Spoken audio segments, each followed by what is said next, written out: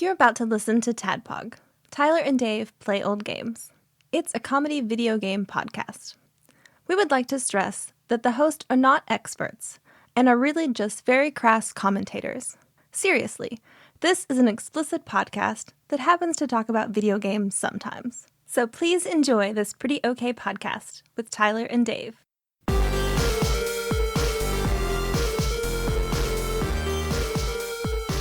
Hello, Internet. Hello. And welcome to another TADPOG podcast.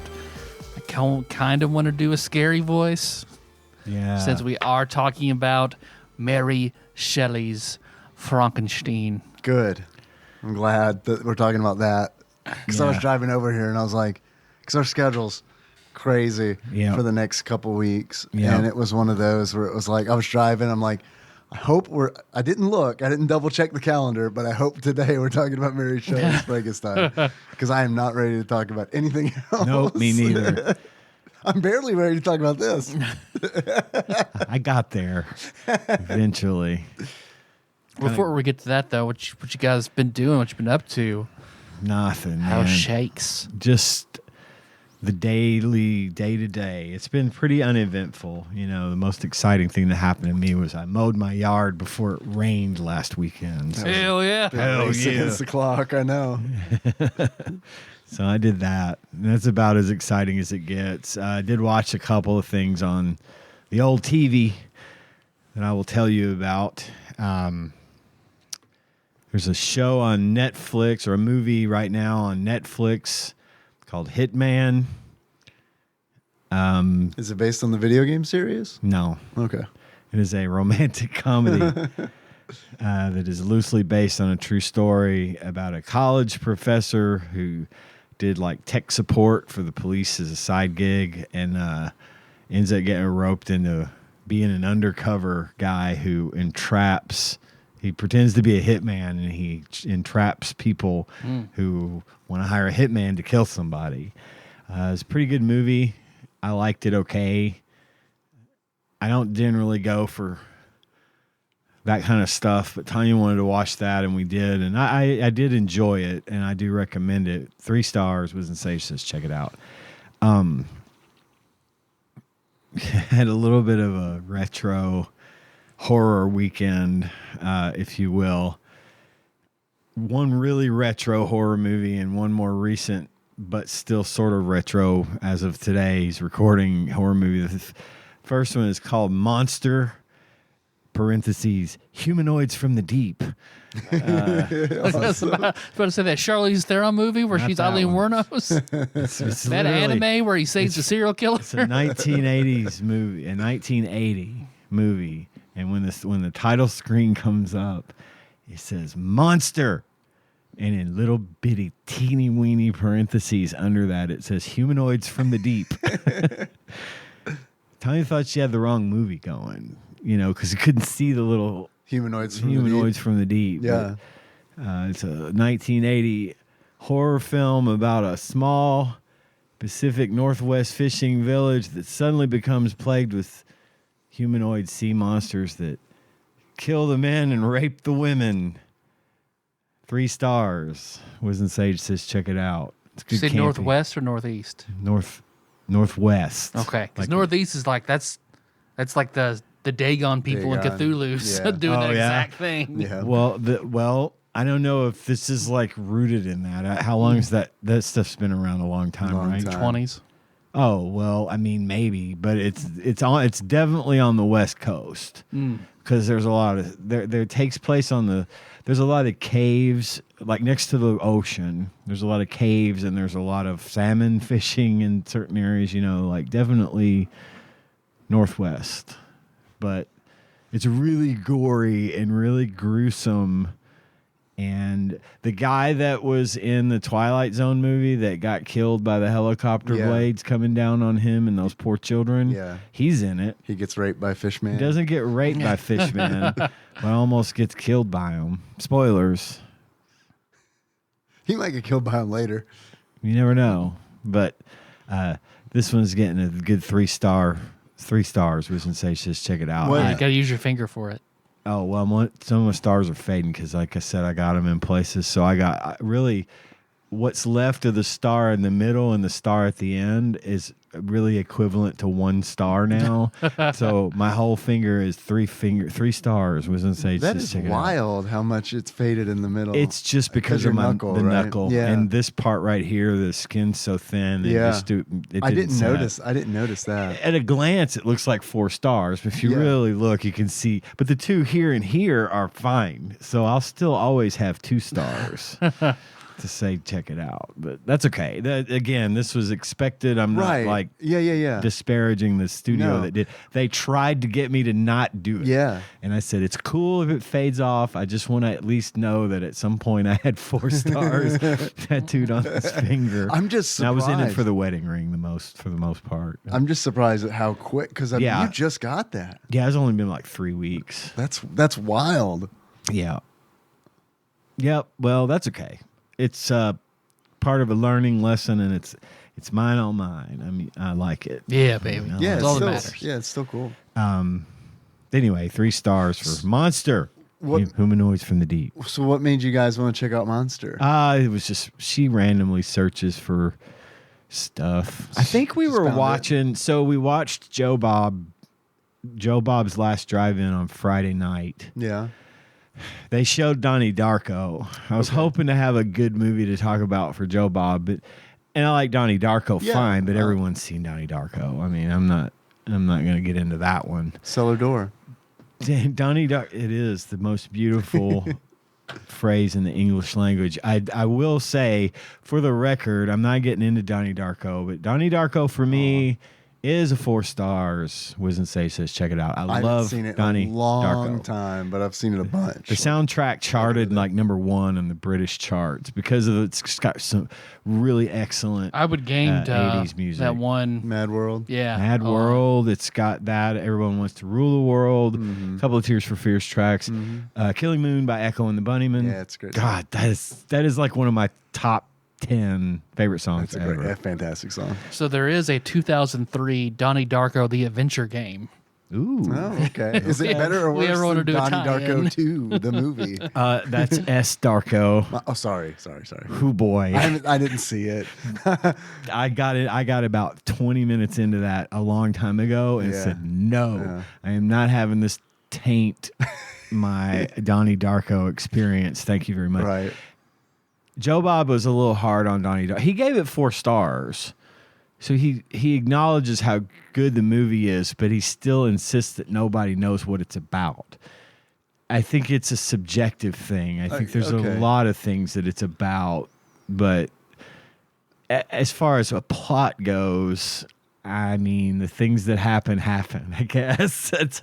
Look, if you haven't seen Donnie Darko, Everyone's seen it. then don't. Even I've seen it. Then tell Even Tyler's seen it. Then You say it a lot. If you haven't seen Donnie Darko Not all in by one now, setting.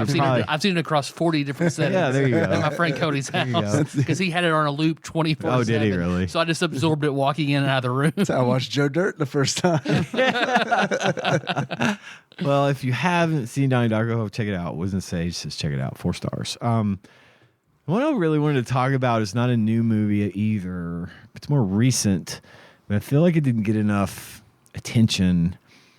It's a 2019 movie called Brightburn.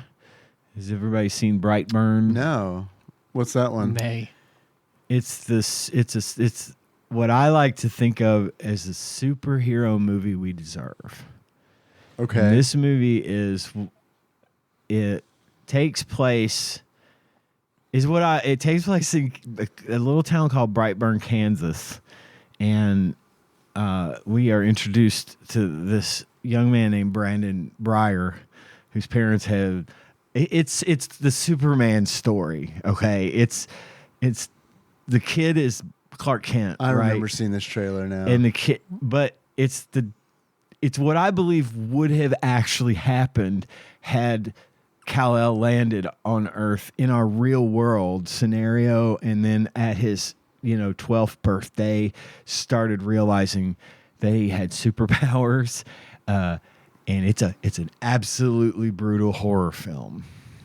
This kid he realizes one of the things he realizes, he goes to start the lawnmower and it won't start, and he gets really frustrated and he pulls the cord so hard that he flings the mower about quarter of a mile away, and it's landed on the upside down and the blade's going. He goes to stick his hand in the blade and the blade goes crunch, and he's having all these dreams, and he goes out to the barn and he can't get into the thing. The parents all this stuff about the Clark Kent story is what this is, only instead of becoming this hero of truth, justice, and the American way, he becomes essentially starts down the path of becoming, I'm going to be the god of this world because I'm superior to everyone. And it was produced by James like The Boys Gunn. and Homelander. Yeah, pretty much. It's, believe it or not, it's darker than that. It's less of a satire on, like, obviously the stuff in The Boys and Homelander and stuff is terrifying. But this is more of an actual horror movie with like jump scares and the mask that this kid wears and the red glowing eyes. It's fucking nuts. But the kid who, first of all, one of the main characters plays his dad. The kid's dad is David Denman, who, if you don't know, is the guy that played Pam's boyfriend in The Office at the beginning of The Office. Roy? Yeah, it's Roy. Hell yeah, Roy. Oh yeah, Roy. Hell yeah. Sorry about your girlfriend. Sorry about Pam. You guys weren't really good for each other, let's face it. It did not. It wouldn't have worked out. It's all good. He probably found someone more his speed. And then also a guy named Matt Jones, who was also in The Office briefly as one of Dwight's brothers, who was Badger in Breaking Bad. Oh, okay. He's in it. And Does this movie have Moe's in it as well? no Moe's. Damn. No Moe's. Did you know that they tried to do a show called The Farm? Yeah. They had an in-house the backdoor pilot, Backdoor that pilot. one weird episode where Where they they really go to go the into farm. Dwight's family. Yes. Yeah. Was It's a that bad a episode. backdoor It's a really pilot? bad episode. Oh, it was terrible, and they never went forward with that because it got such bad response. I guess so. That was weird. But Because anyway, they did that with another backdoor pilot with Married with Children. There's Yeah. an episode where Matt LeBlanc is in it, Yeah. and it's him and his dad, and suddenly they shift to like their whole thing for like half an episode, and it's really weird. Like, why are they doing it on this? And then they try to spin them off. right? So yeah. yeah. Well, it didn't work for me either. Apparently, no one wanted that, but he would have been in it, I guess, as one of Dwight's brothers. Also, Elizabeth Banks is in it, and in Brightburn, and then the kid that plays young Brandon Breyer, the main character, the superhero guy, Jackson A. Dunn, is an excellent young choice for that movie. And then this was a James Gunn produced movie, and they lead it. And I had only brought it up because I saw it once back close to the time it came out. It didn't hit very hard. It didn't make a big enough splash. And apparently there's been some licensing problems because they lead into a potential sequel situation, but they never did get off the ground with it because apparently the licensing rights, whoever the creators and stuff were holding on to and not willing to give it up. I don't know. So that's still up in the air. Maybe they'll have it. It's only been a few years. I've seen sequels come out hell of a lot longer than. I mean, Christ, they're still doing Bad Boys sequels. As of like right now, there's one in the theater. Yep. Which I'm not going to Heard it's pretty good. I've heard it's fine, but I don't care for Will Smith right now, so I'm not going to give him any fair. money. I'll just wait till it comes out on a streaming platform. So 4 stars for Brightburn. Wiz and Say says check it out. If you're into superhero stuff, but you're kind of tired of superhero stuff, this is a good one, especially if you like horror and gore. All the gore. I'm glad to hear you say, Gorer. because I forgot about that movie. I remember seeing the trailer. Yeah. Because it was played pretty, I don't know what I was watching at the time, but I feel like I saw that trailer several times. Yeah, we watched it just on a goof. Again, it happened to come on over the weekend on some channel we have, and I really dig it. So yeah, Brightburn. And I think that's about it for me. I don't really have anything else to add. So, Dave, you're up, buddy. How was your week?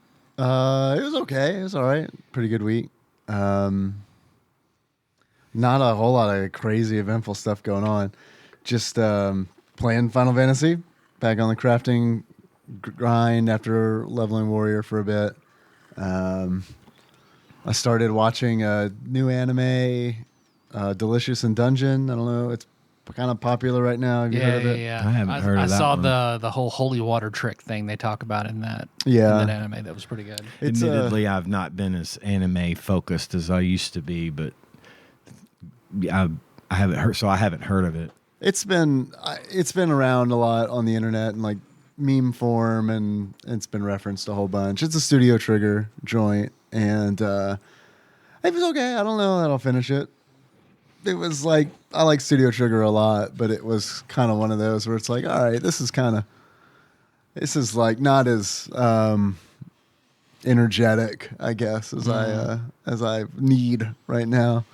It's kind of Slice of dungeon life. pretty much, kind of, yeah. I mean, it's got stuff going on, but yeah, I'm kind of used to like Studio Trigger doing like some crazy Yeah, balls to the wall kind of stuff. sure. Other than that, man, I mean, my mom's got a new puppy. That's cool. Oh, Went to see her yesterday, and I don't know what kind of dog she is. But she's a small one. She looks like Bubba Gump to me aw. because she has like an underbite. And she puts the lips She up. fucking eats the shit out of shrimp. She probably would. Love it. I bet shrimp are probably. Are they okay for dogs? I don't think so. Yeah, I don't think they're supposed to eat a lot of that Yeah. shellfish stuff. yeah. I don't know. I know ham is not good for them. Oh, is it not? No, I think Impresario Tony. I think I saw him mention I that know on grape and Discord. onions. I know onions. Grapes, I didn't onions. know are about bad. grapes. Chocolate. Grapes are not good for them. Yeah, chocolate. Yeah, no good. Something that Tanya's real strict about. She looks it up before she'll let them give them a snack of something she's eating. Yeah. Something. There's a number of things in particular that I've been told do not give them. I try not to give them too much of our food, but but you don't know what kind of dog it is. She told me, but I forgot. Yeah, it's like a little dog, like a little one of the little guys. Yeah. Yeah, probably about the size of a football. Oh man. Is that as big She's as the cute. dog's gonna get? Yeah, so they say. Oh man, She's that's about cool. 6 months old. Yeah, she's Aw. sweet. Goodest girl. I already know she's a good girl. When we left because we went over there to visit. When we left, my mom called and I was like probably about halfway down her street, about to hit the highway, and Nikki's like, "Your mom's calling." I was like, "Oh, what did I forget?" Uh-huh. And then no, dog was just crying that we left. Was looking for us. Oh, Yeah. she made a friend. I've never, ever gone to my parents' house and 5 minutes after I leave, they don't call me for something. Oh, really? Ever. Melissa and I will leave and look at my watch, and sure to God, like 2 minutes down the road, it's a phone call. Really? Every time. That's funny. Sometimes it's like, oh, I forgot something. I forgot Jack's blanket or something. Yeah. Or just like, I forgot to tell you this. Okay. Every time. Extended visit. Save it for the show, Mom. Yeah, this is rare for me. So I was, for sure I forgot something.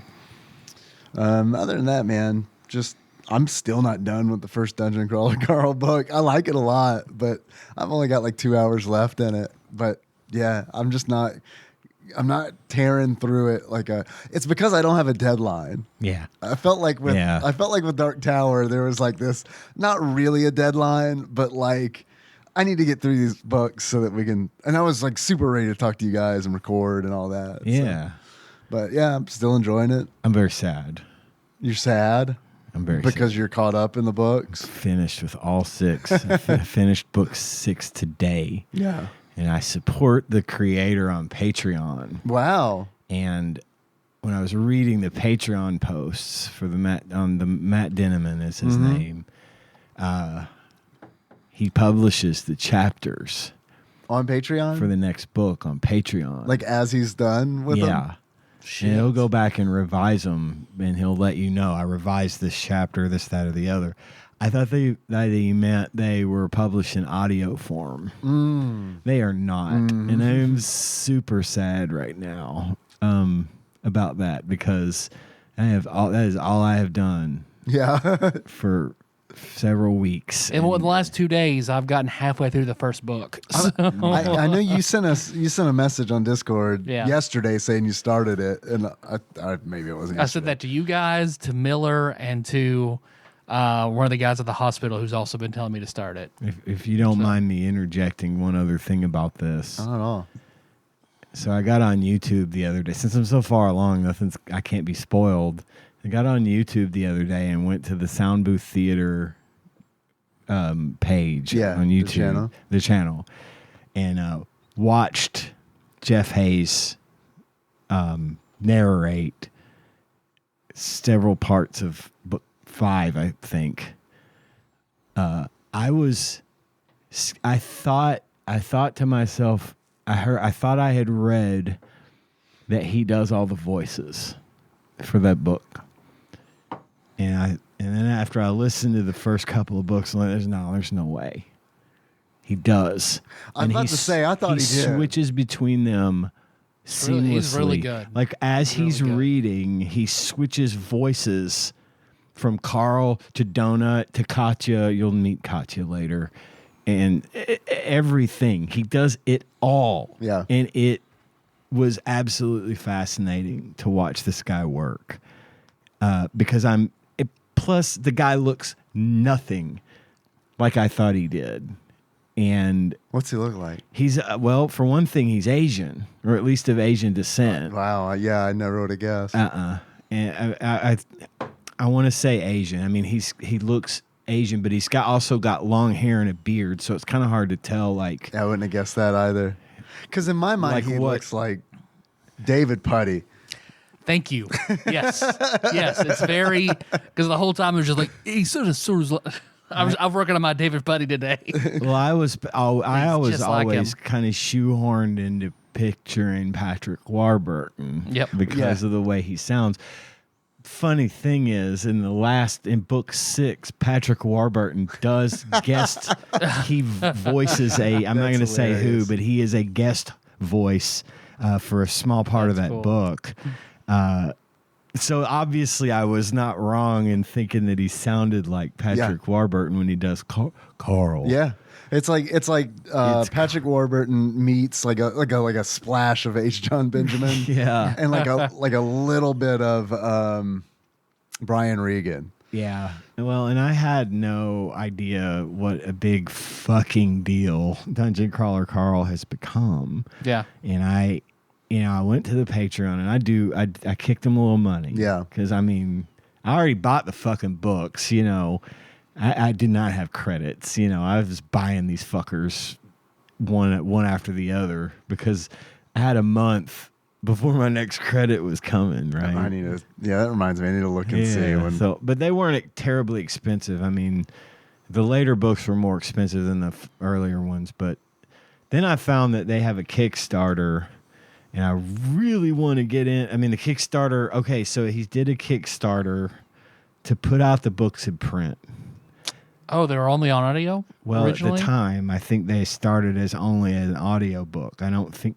And he needed to raise like $30,000 or some reasonable number in his Kickstarter to get these things in print. And then he had goals of signed numbered copies if you kickstart at this level and then upward from there, He raised over $350,000. Wow. He Spell what Brandon Sanderson did for his secret projects too. Yeah, tenfold what he originally needed to start.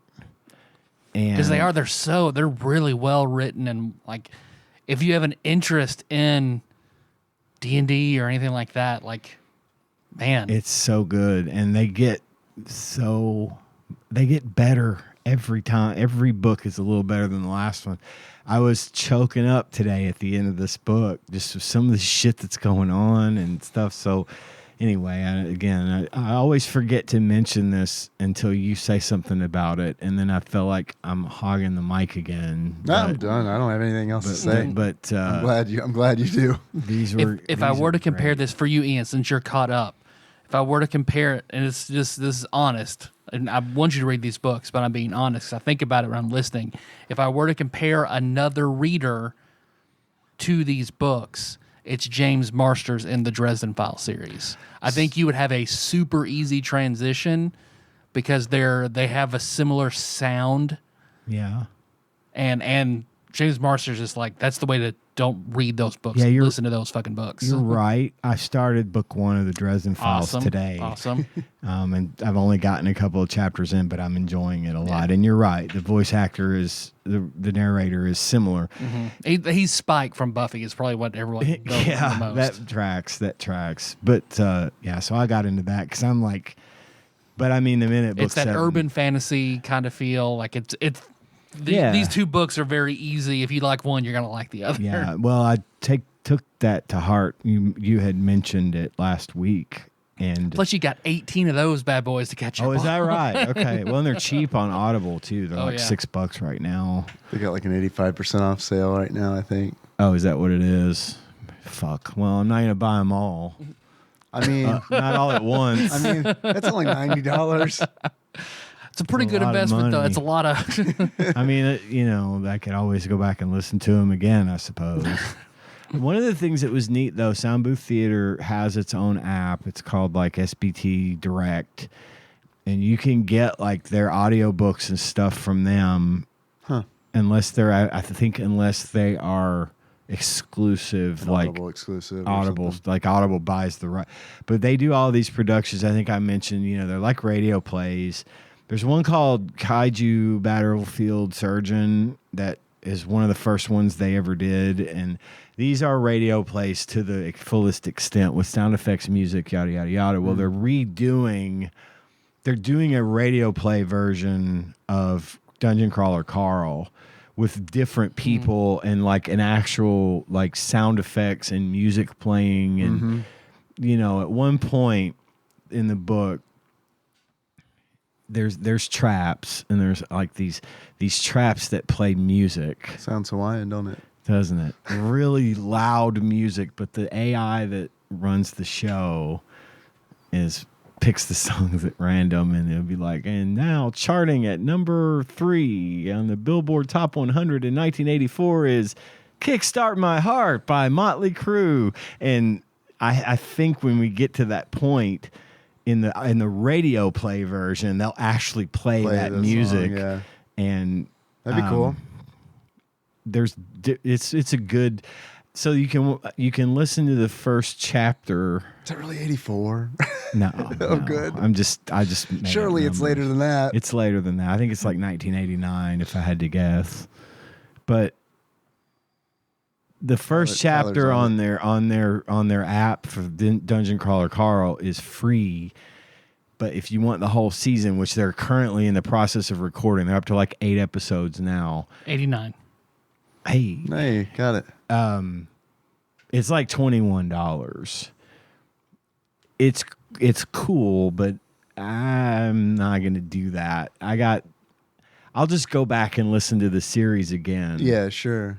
Because while I do love an immersive radio play experience, and I respect the fuck out of someone who can do that in real time. So what's that Neil Gaiman book I listened to that was a dramatic play like that? Fuck, it was so good. Sandman or something like that. Really, really good. Sandman, They did the Sandman was on as a play, a radio play. I don't know. I know. I've seen the show. Yeah, that was on. Brendan Sanderson has one of his books like that too. I want to listen to. Cool. And then that Wolverine: The Long Night podcast is like that. That's really I've heard it's good. Yeah. But anyway, I'm caught up on it, and I'm going to probably not have a whole lot more to say about it for right now because I'm going to end up spoiling things, and I just simply refuse to do that. But when's the next book coming out? Do you know? I don't know, but I mean, he's up. So the books tend to average in the 70 chapter range. Yeah.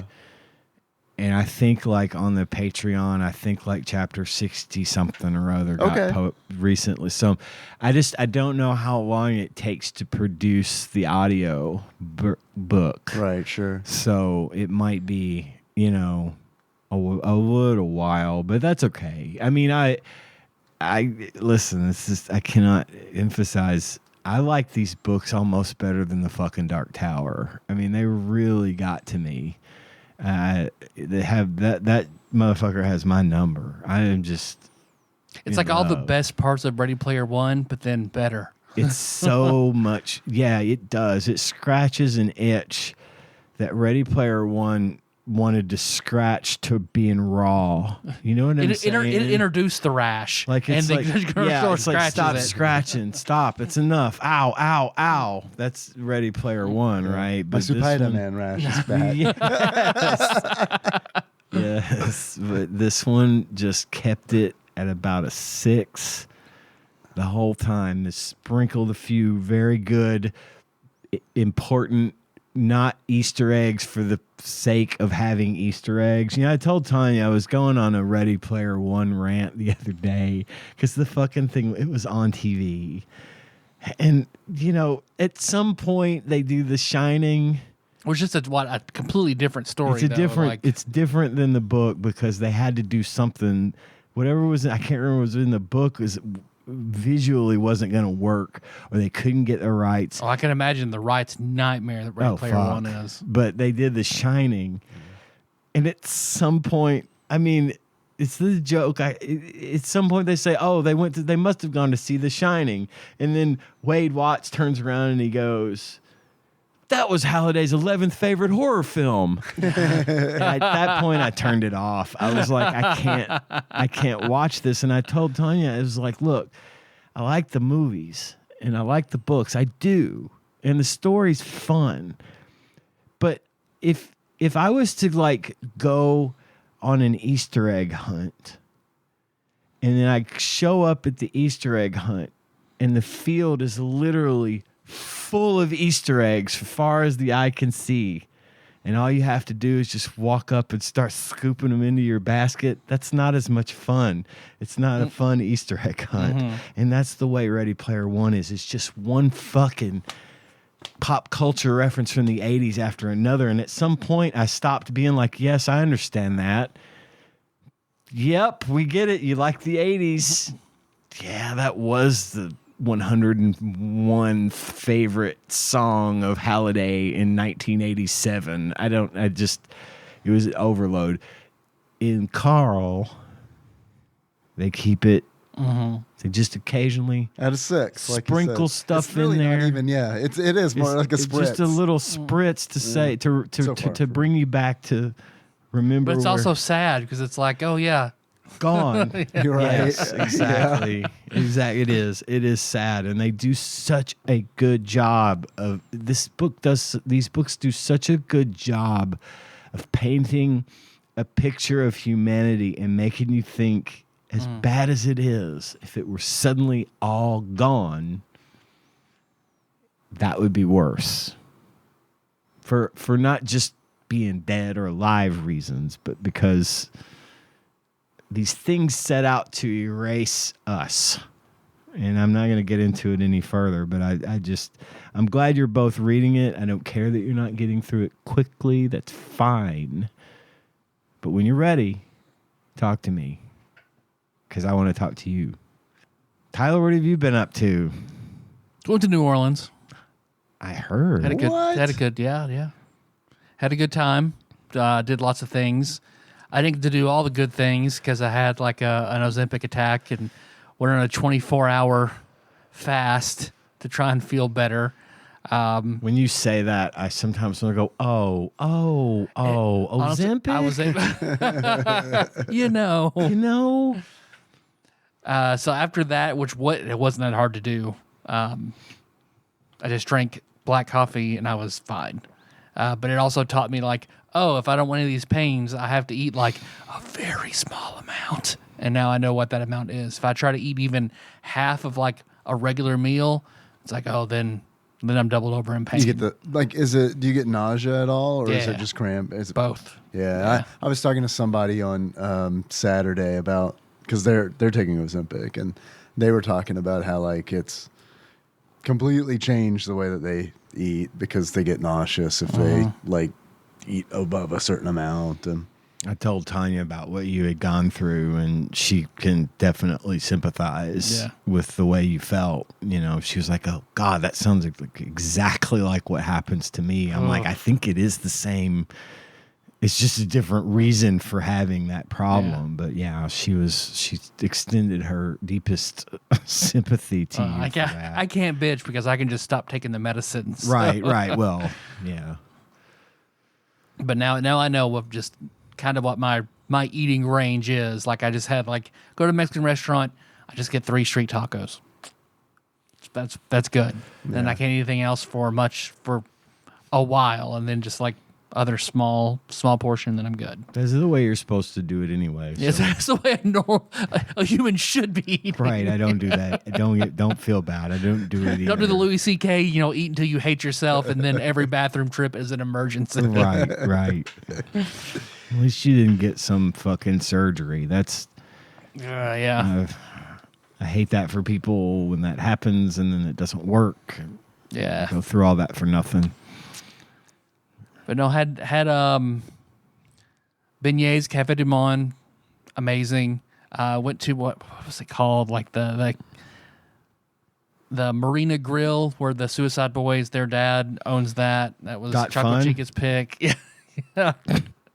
It was that was great. I had some great like crab cake, eggs Benedict there, and a peanut butter shake. That was fucking great. No one else really liked seafood that much but me, so I didn't get to have like charred broiled oysters, anything like that. That wasn't their bag.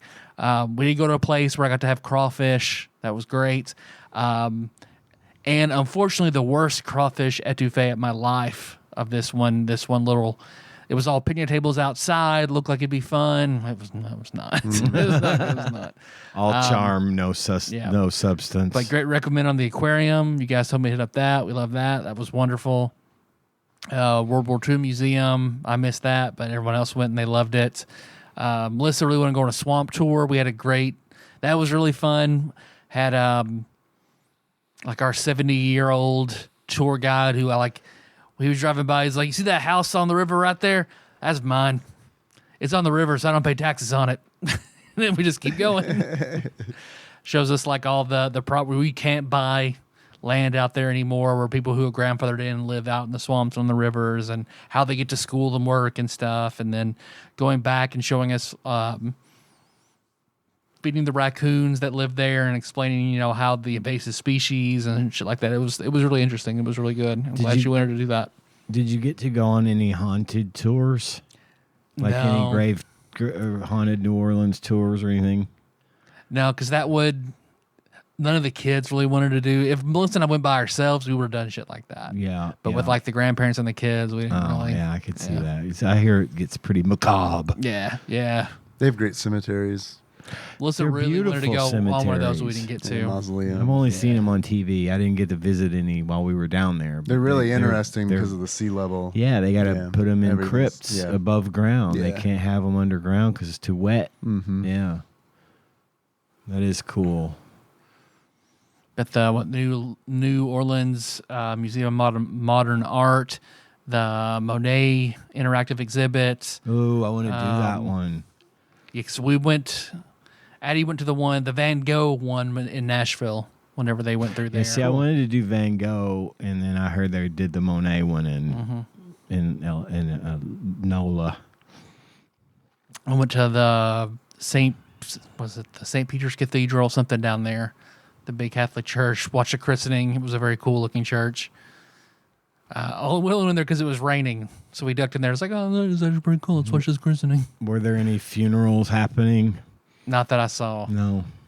I always wanted to, see one of the procession for a funeral in New Orleans. I've always thought that was a very nice way to send someone out. Yeah. Yeah, they're cool. I've seen one, and it's great to see one randomly. Right, yeah, just happening. Yeah. It's like a marching band. I want you to know we're here for this person. Mm-hmm. We're here to remember this person. You should hear about them. Yeah. Yeah, it's awesome. neat. It's really neat. But no, because your family's from Slidell down there. That's what I thought. Cause that's what I said when we went down. Yeah. So yeah, this is where Dave is from. He knows. We're told places to go. Yeah, that's just across the lake. Lake Pontchartrain, which is a big lake. It's a big say just over there. It's like from here to Murray, essentially. It's huge. It's enormous.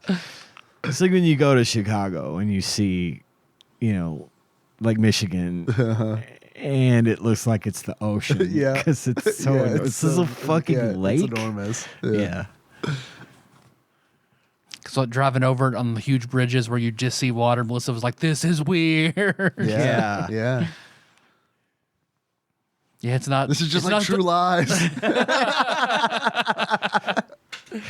It's not Branson or Gatlinburg. It's very different. It's not where we usually go. This is just like NCIS New Orleans.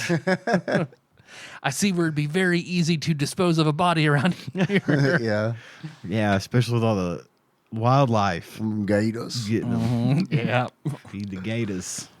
But no, it was a good time. I'm glad we went. It Cool. was a good experience. It just sucked that I had my attack and missed a day and a It half. blows, man. I'm sorry.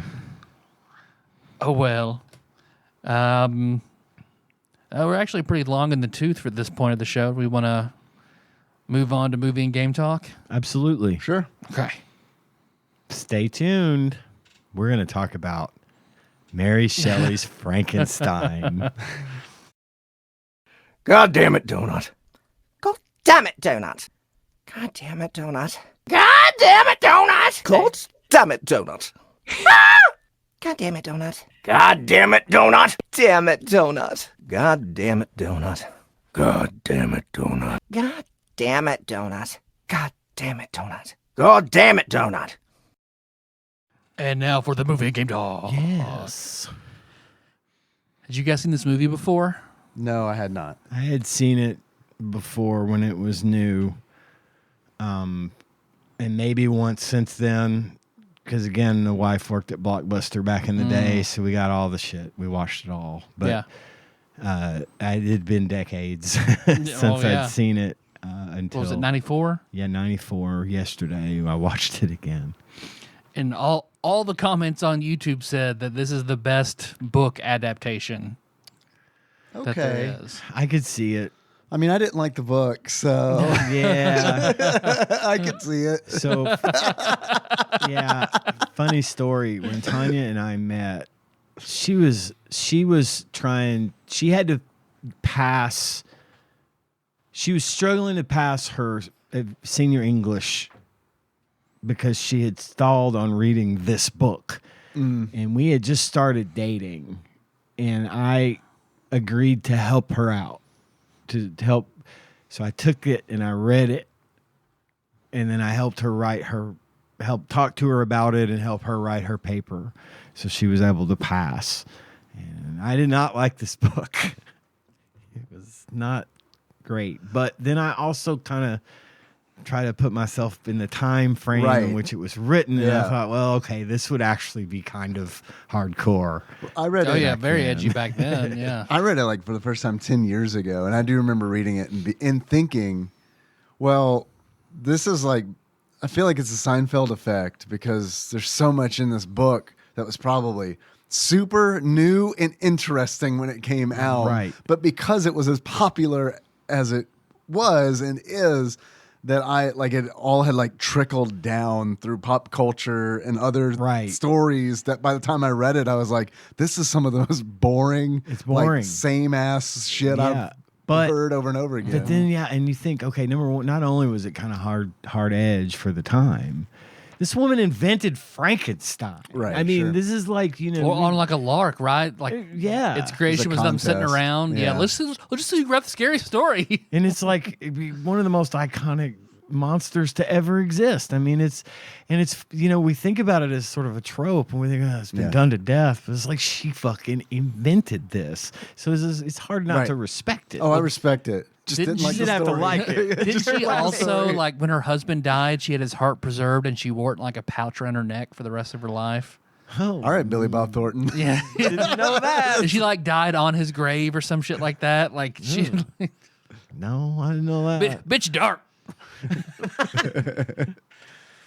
She got the darkness in I remember her. when I IMDb'd this and it's like, Robert De Niro's the monster? So, Yeah. Okay. so I have a list. I have a list, and before we talk about the movie, Oh my God, the cast is so weird. if you don't mind, I'd like to do Sure. my list. Yeah, and then please. we can talk about the movie the list. to your heart's content. Welcome, dear listener, the Wiz and Sage's Tadpog totals for Mary Shelley's Frankenstein. I like to go through things and point out little lists of things from the movie. And I'm going to start that list right now with 1 ridiculously long and unsafe mansion staircase, 1 extremely flammable mansion, 1 John Cleese with really bad teeth, Oh man, we did. 1 pox-ridden anti-vaxxer John Cleese stabbing, then lynched and reanimated Robert De Niro. 1 frequently shirtless and usually sweaty Kenneth Branagh. 7 to 8 husky deaths. Fake love letter writing. Amniotic fluid collecting. Extended hot amniotic fluid wrestling. Garbage. Yes, I said amniotic fluid wrestling. What? You heard it here first, people. Garbage Cha-cha, eating. cha-cha. All problems solved by cholera assumptions.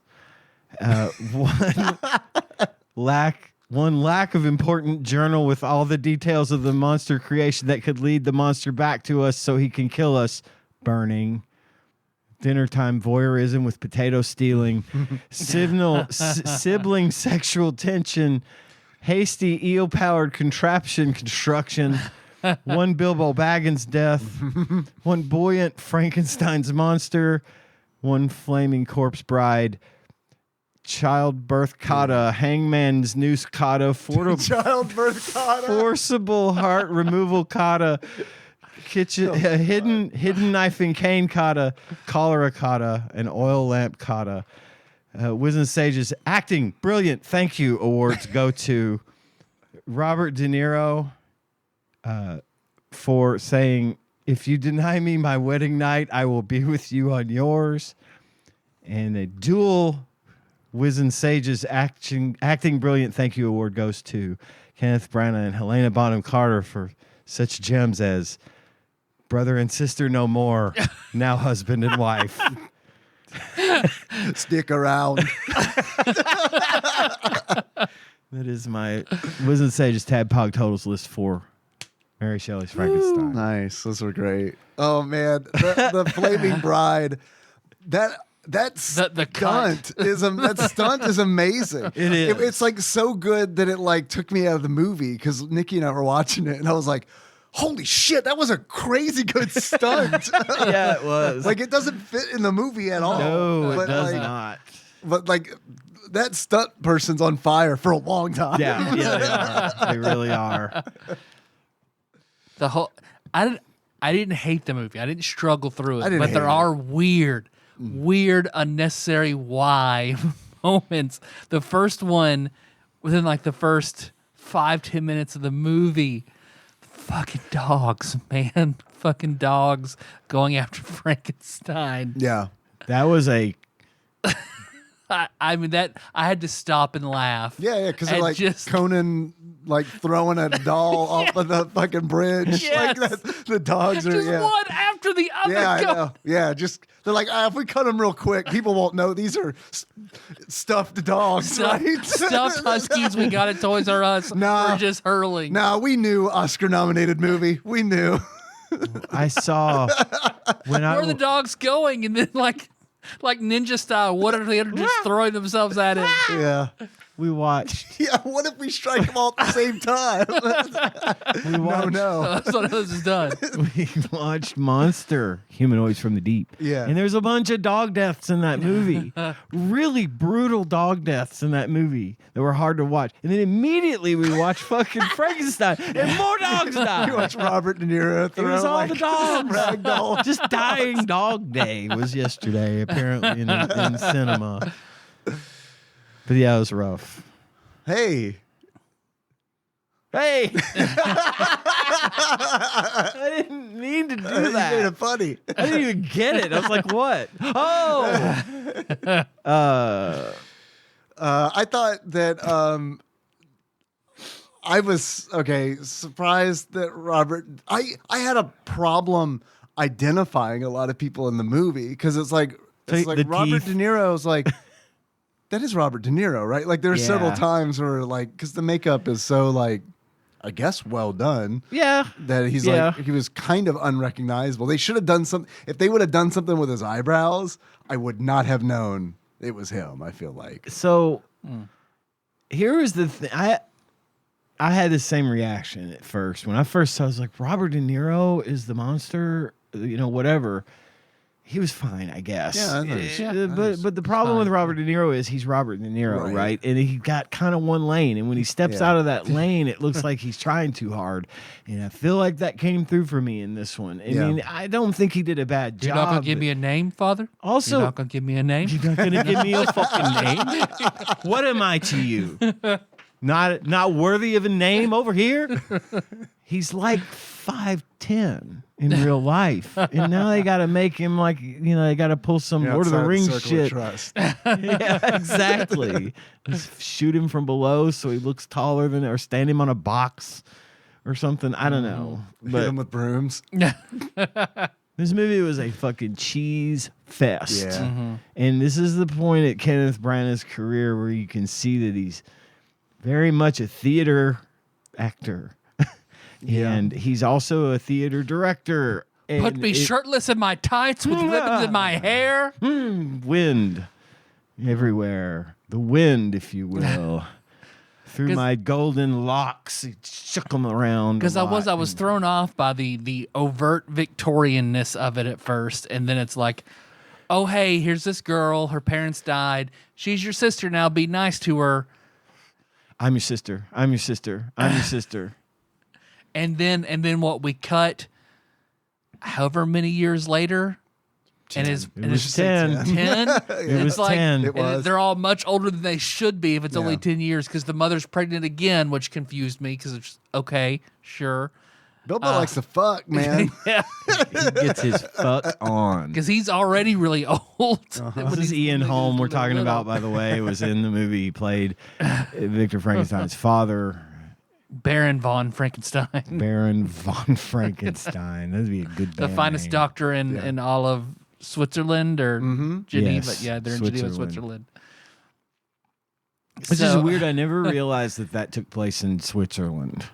Yeah, I It didn't never really either. dawned on me. Yeah. But then suddenly, like, oh, that brother and sister, now they're in love. And it's perfectly fine, even Yeah. though they said, "Yeah, Everybody's you need cool to with think it." of her as your sister." And then then they're like, "Oh man, oh sister, I think that's. friend, sister, lover." I think. Yeah, I know. Right. I'm surprised he wasn't waggling his eyebrows at her. And then A she's, Lannister always pays his debts. he does And it look doesn't like a help that I Lannister. knew he was going to say it. Like the God, dialogue is everything is very much like so he's going to say predictable. lover. They're going to say Yes. lover. Like 100% lovers going. Sister fucker. I mean, lover. It was very predictable. Under the dinner and table finger banker. It's look, I've seen a lot of Kenneth Branagh movies because there's a lot of movies that he directs, especially that I don't even know that he directed. The one that he plays Gilderoy Lockhart in the Harry Potter movie, he directed that one. Oh, I didn't know that. And it was a really great movie. Thor, the first Thor movie, he directed that. Oh wow. It's a great movie. All of the Hercule Poirot, the Agatha he Christie is really good as Hercule, Poirot, as yeah. Poirot, yeah. fucking great movies. He directs all of those. His style of both acting and directing has visibly matured over the years, and has become sort of a kind of a complete departure. What I would like to see, I told Tanya, so what I like to see is take today Kenneth Branagh and redo Mary Shelley's Frankenstein with the same guy, only 30 years later, and how he's matured. And I think I'd like to see either the director's cut or another version of this by him, and I think it would be fine. And I didn't hate this movie, but Get Tom Hardy as the creature. Of course, we have to get Tom Hardy as the creature. Sure. Tom Hardy does it all. Yes. Because then his mom dies giving Did birth. you not give me a name? He's just playing Bane. Bane is the creature. Same. The thing on his face. Yeah. I mean, What do you know exactly of the amniotic same, fluid? I was molded in it. Born into it. You didn't collect it till you were already a man. Actually, I was born in amniotic fluid. we kind of all were. Just saying. Wrestled your father in a vat of it. Another, just like the dogs, that scene I also had to pause. Be like, why? Yeah. It went on for so long. So he gets Comically long.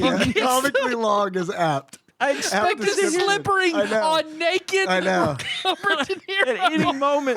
at any moment, I expected to hear a slide flute. Or the Benny Hill music is the way he's like setting him up and they're sliding all over the place. It was so awkward, and I know, God. So if you haven't seen the movie, he marinates this fucking monster in this amniotic fluid that he's been collecting from women as they break their water through childbirth, which is I mean, God Almighty, that's a lot. They're all giving birth in a whole electric bunch. chairs. Just That's a lot.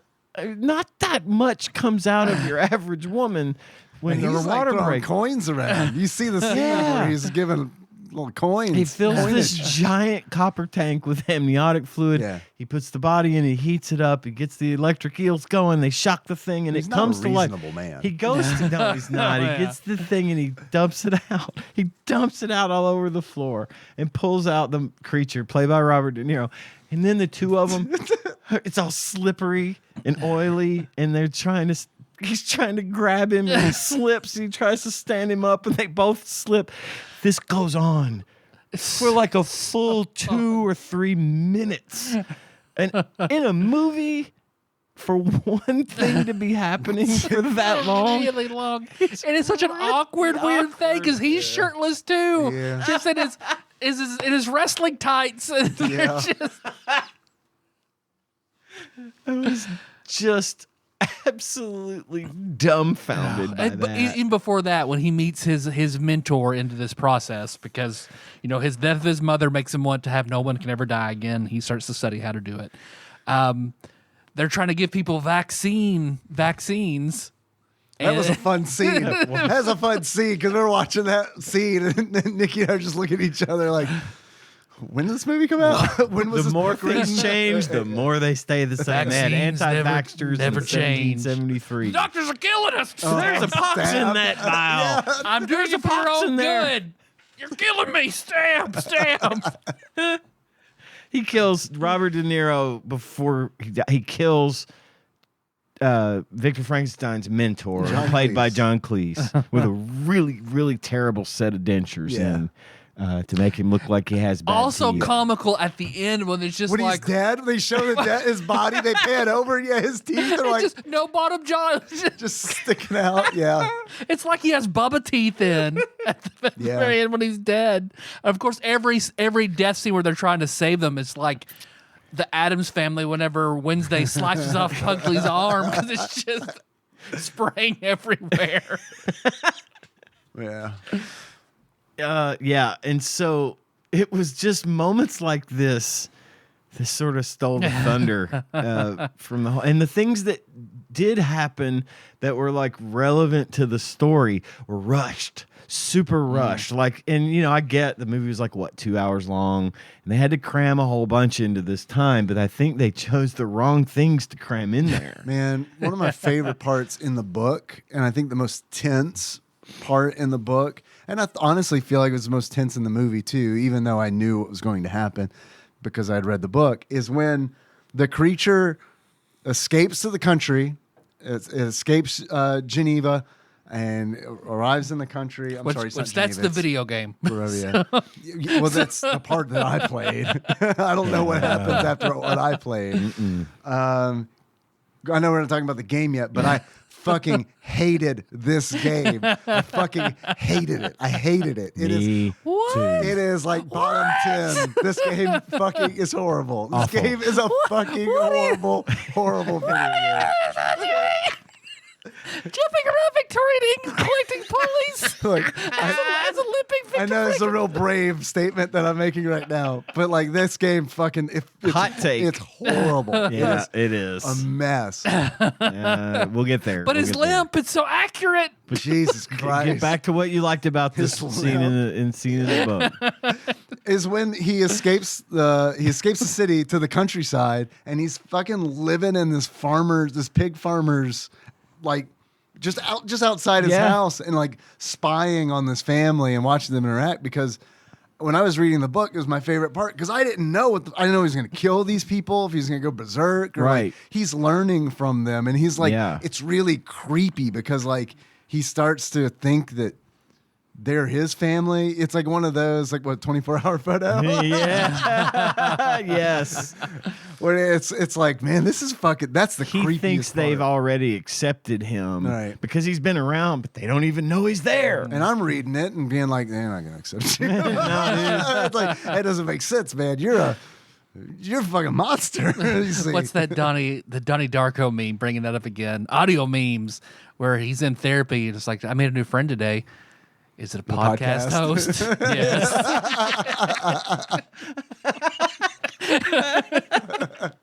All right, so what we should do is recut the scene from Mary Shelley's Frankenstein, and just whenever the family's talking, it's just like an obvious cut from like a podcast. It's just podcast hosts talking to one another. And he helps the family, you know. He farms helps pull for 'em. pull Yeah. the taters out of the ground because Yeah. it's too frozen. And he's doing all this stuff. They overplanted real fucking yeah, bad. they did. And they even gave him, you know, they left an offering for the spirit of the forest. And he was like, oh, they accepted me. And he's eating the food and whatnot. And of course, you know, one of my favorite scenes in Young Frankenstein is where, you know, the monster played by Peter Boyle, it goes into the cabin of the blind man, which is like in this, you know, it's that the blind guy can't see him or whatever. But he's like, Gene Hackman plays the blind man, and he's like trying to serve him soup. He's holding a ladle. The monster's like moving the bowl back and forth, trying not to get burned by the soup. Just that scene is what I could not stop thinking about whenever this scene was playing out in the movie. And it just got me thinking how much better Young Frankenstein was than this. Anyway, yeah, it was. They run him off because they think he's the one that kills the landlord that come to pay the rent, and he was trying to help. And the blind man offered him solace. All He's nice to him. talking to him, offers him a seat by the fire, and then the family runs in and sees this monster and chases him away with a stick, and he does nothing. Then they're like, Cries. we have to leave. He He does. runs off He into the does cry. forest and he cries. He sobs. He's just like, oh, I am a monster, whatever. And he's like, he thinks to himself, okay, I'm going to go back. I think I can right this wrong. Well, he learns to read and reads the book where it's like, oh, I'm evil and vile. He goes back to the cabin though. Those motherfuckers moved out quick. He was like, they got the fuck out of there. I mean, he was like, we've Get got a tater each and go. Yeah, he was gone for 15 minutes. There was like half a Christmas tree in the house. That was it. They'd done this scam before. They were getting- to take it off. They had killed the farmer that lived there. They got their deposit back because that place was. So then I'm thinking, well, at least he has a house. And he burns it down. he burns it down. Yeah. And then he's, of The course. tenants of the Jedi were in there. Yeah, exactly. So then now he Young has Master managed to read. Frankenstein. He has Pulls out managed a guard, the flaming stick. through spying on the kid having her reading lessons over the last couple of weeks. He's managed to remember how to read, and he reads all the way through Victor Frankenstein's journal, and then vows his revenge. Yeah. And heads back to Geneva to take care of business. There's a scene. Pretty good that he could walk all the way back, find his way there. Yeah, he did great. Right through this fucking Alps, just boop. He's like right Jason. through there. Just be there. There's a scene when he's with the family in the farm that I had to rewind and watch. I watched it at least 4 times because it was so funny to me. There's a scene where the blind grandfather is like sitting on a log playing like a flute, and he's playing it, and there's a part where he breathes in, and as he's breathing in, the flute is playing, and that was the fucking so fucking funny to me. So fucking funny. I don't know what the budget of this movie was. Practicing inward singing. Yeah, right. Inward singing. Just inward flute playing. Oh man. But it's just like no one in the production was like, yo, flutes don't work like that. No. Have you seen Power Rangers? I can. Oh man. They cut it where the fucking Dragosaur like, rises up and fights Robert De Niro. It's Victor Frankenstein and Rita. Make my monster grow. Yeah. Only a sister can make his monster grow. Oh my fucking God. Helena Bonham Carter was pretty good in this, though. Yeah, She was no good. complaints. She was great in this. Actually, Tanya pointed out something, and she was just doing her thing, just doing a monologue or talking or something, and Tanya goes, God, she's good. Just out of the blue. Yeah. And it's true. Yeah, she's she good. was the best thing about this movie. And I'm going to be honest, Helena Bonham Carter is the best thing about a lot of fucking movies that she's in. I mean, she's just a fucking phenomenal actor. Also in the same Harry Potter one that she was Bellatrix Lestrange, which was the one directed by Branagh. Oh, okay. I feel like they had a working relationship, but yeah, she was fucking phenomenal. Working And- relationship. Hey, brother hey. and sister, husband and wife. Brother and sister no more. Husband And the dad's now like, husband and hell wife. yeah, I'll marry you guys on my deathbed. He's like, why So- not? And it's like, This is Why everyone. do you think I adopted this girl? She's been for you to fuck the whole time. Everyone was like, oh, we're so happy. And Tanya's Son, like, fuck that's the cholera orphan. Tanya's like, that's not how it works. That's not how it works. Yeah. It's not like that. I don't think it's gonna be like that. And I'm like, oh, it's gonna be like that. They're definitely gonna get together. and that had to be like, I assume that's because I don't know really much about that time period, but I assume that it was like probably- commentary on like the aristocracy. And they're like, ooh, she's not actually in the gene pool. Right. So it's cool. we'll be able to broaden our gene pool a little Reminds bit. me of Curb Your Enthusiasm. Step counts.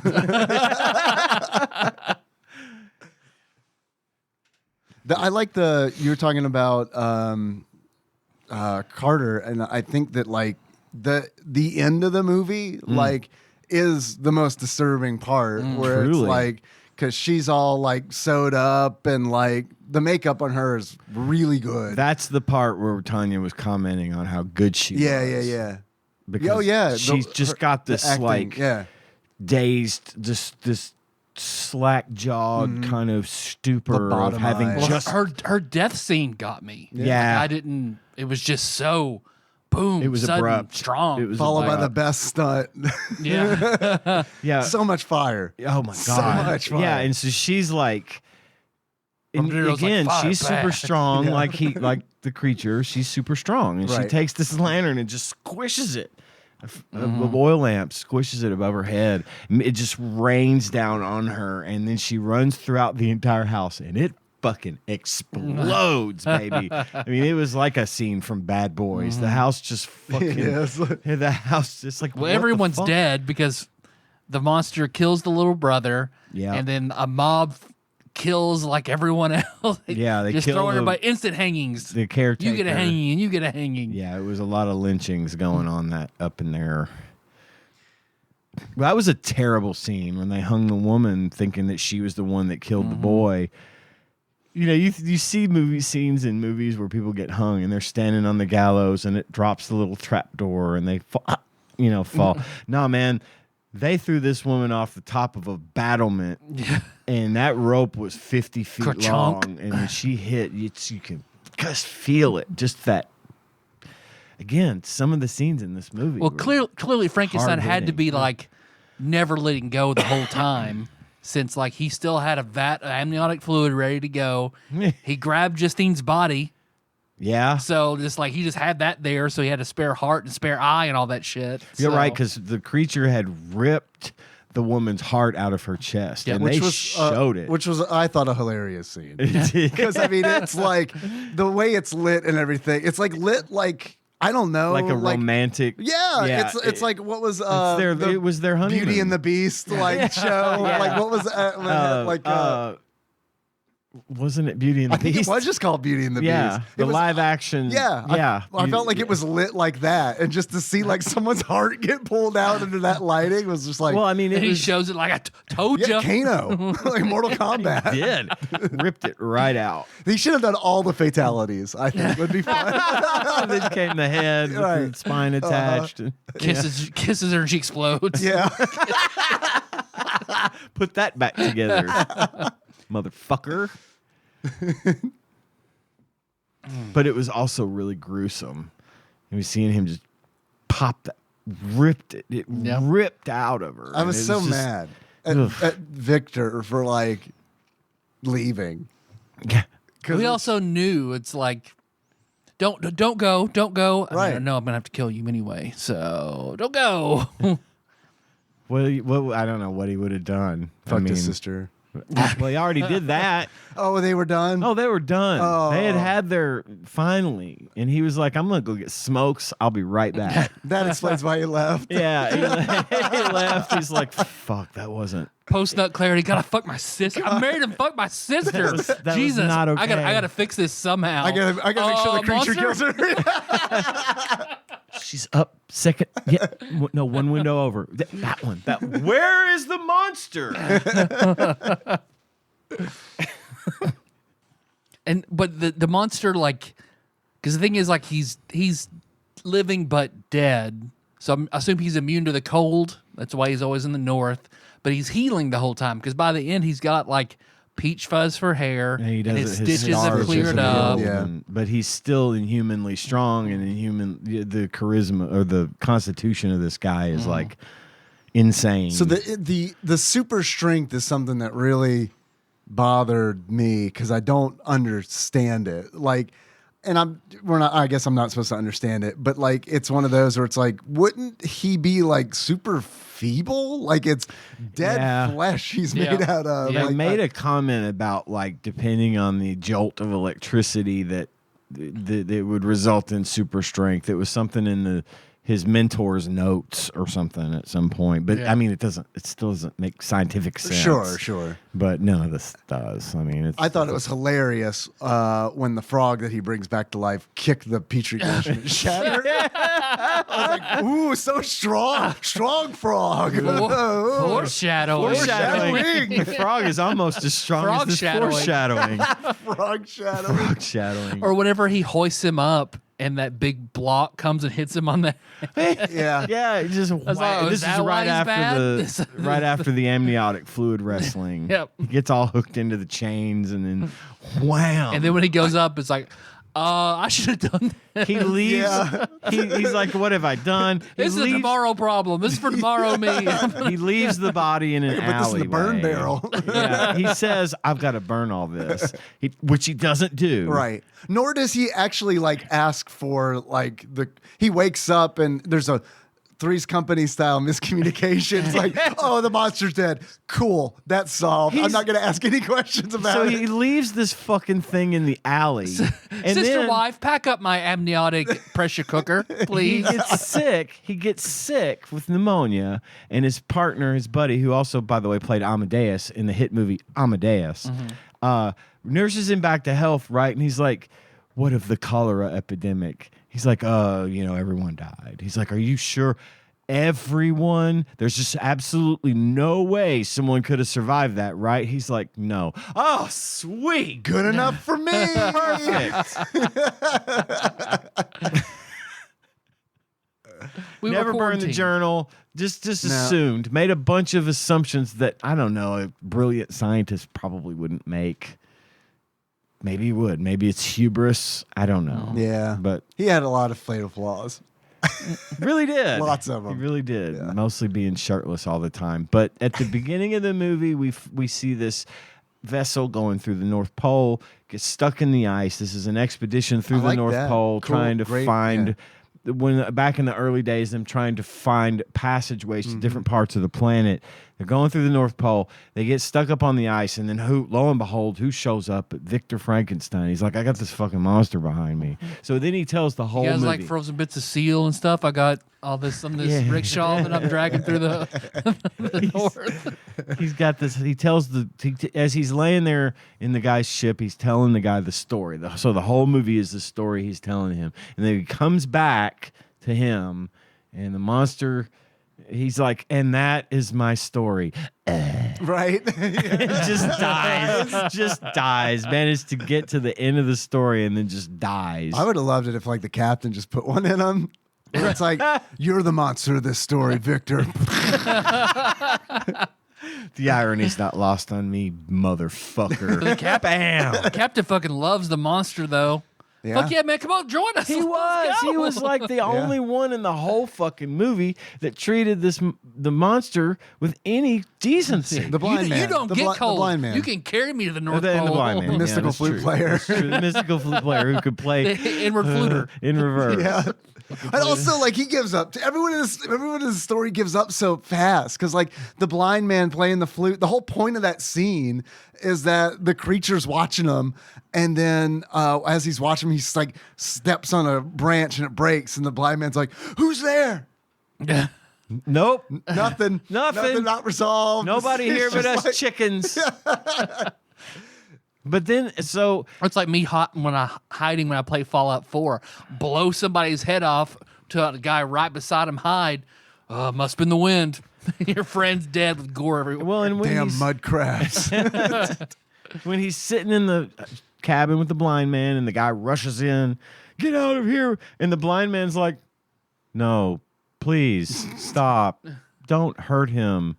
Like, yo, stand up and say this guy has been the one helping us. Do Right. something. It's the spirit of the Get that. forest. It's the spirit of the forest. You're hurting him. But at the end, But he can play my flute the now because he watched me. yeah, Yeah. I know. It's just somehow we never got any ideas. Do these about hands his- remember? Oh God! But at the end, he catches up to Victor Frankenstein, who is then now dead. The captain of the ship decides, well, we're going to give him a proper burial at sea. Give you him a know, good old Viking funeral. Viking funeral. He's like, "What are you doing, Captain?" He's like, "Oh, this man deserves to have his father buried." And then the ice breaks, and all hell breaks loose. He's like, it's a warm breeze. Okay. Yeah, the I ice guess is they're gonna be probably free going anytime the now. ice is probably going to break after all. Let's all stand on it and have a flaming pyre.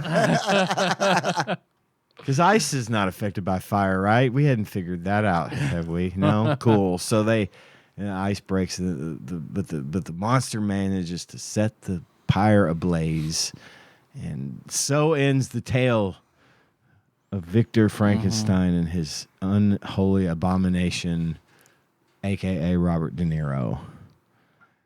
But first thought after watching this is like, this has got to be a video game. This has got to Right? be. Especially a video perfect. game for the Super Perfect. Nintendo. By the way, 2.5 stars for Mary Shelley's Frankenstein. says check it out. The movie. The movie. Very specifically, it's important that you understand. I'm giving this reasonably high rating to the movie. Yeah. I didn't hate it. No, Yeah, I thought didn't it. either. I thought it was. It was Yeah, fine. it was fine. Despite the 2-minute amniotic fluid wrestling. God, that almost made it better. I thought it- and the dog suicide. Yeah, I thought it was paced well. It was paced well. It was 'Cause a. It was a didn't feel like a decent movie. 2-hour movie. Yeah, it to wasn't a me. slog. It was. Yeah, it wasn't a slog. If was, it had just had a fewer cheese moments, So cheesy. I would It's- have probably given this a 3 stars, no problem. yeah. But it's just too over the top in some places. Put it in a melting pot and charge me $200. It's cheesy. Yes. Mary Shelley's Fondue Stein. But the video game, though, Video game, man. I was so happy when I turned it on. I was like, oh, Bits Studio. Oh, Sony. boy. Bits. Oh. Wow, it's got all the bullet points. Well, it looks like a Nosferatu with Donatello's staff. This will be all right. Man, it's fucked up. But like, I feel like Nosferatu was like not a great game, but like way better than this game. This game, I hated this game. Before we get too far into it, Yeah, you got a letter. I have a letter. It's the mailbag, the TADPOG mailbag, which only ever gets one letter anymore, and it's from Brad from Arizona. And Brad writes, TD and I, today I have an inside podcasting question.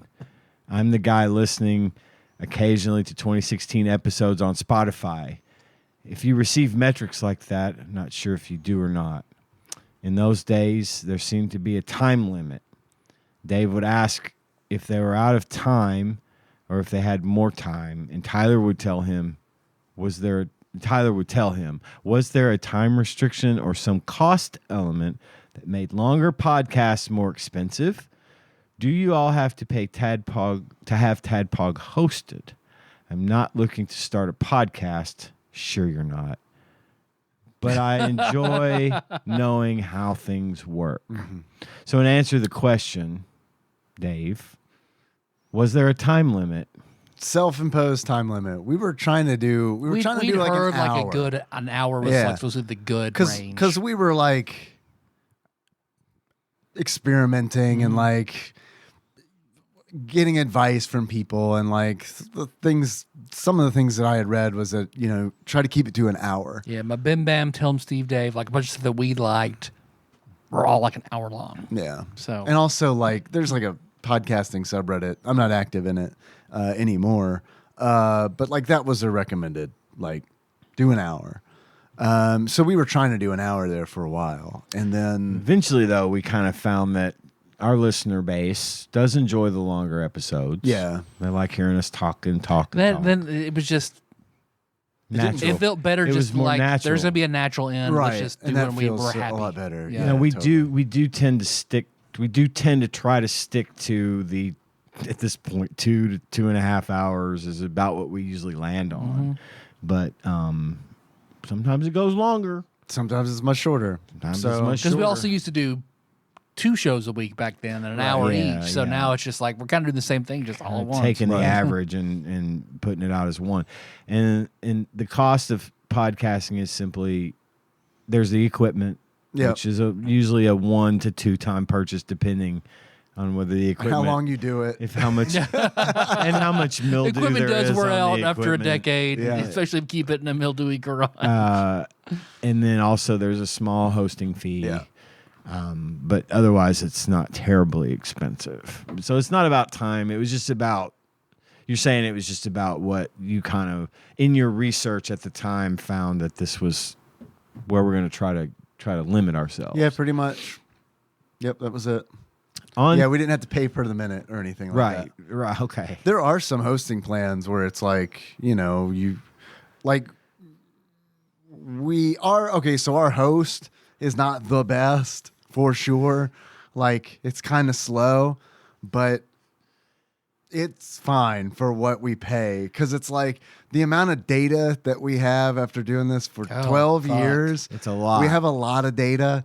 And like looking at the matrix for that, the metrics for that, where it's like, we're not a huge podcast by any means, but like we do move some data. And Yeah. it's like, The files alone are usually 1 to 2 gigabyte in size. So you figure all that over 12 years. yeah. And I think about our host looking at those numbers and being like, Yeah, we can't do this anymore. It's the same reason Red Lobster's filing for bankruptcy. They couldn't afford all the shrimp. I didn't TADPOG, realize the how endless many shrimp of people. podcasts. Endless shrimp of podcasting, exactly. I've always said it. Oh, we can't do that anymore. We're the Homer The Simpson endless shrimp in 2024. at the all-you-can-eat shrimp buffet of podcasting. Brad continues, on to the game. This review blurb comes from EGM2, a magazine I never read. It had more of a hints and tips slant rather than news and reviews.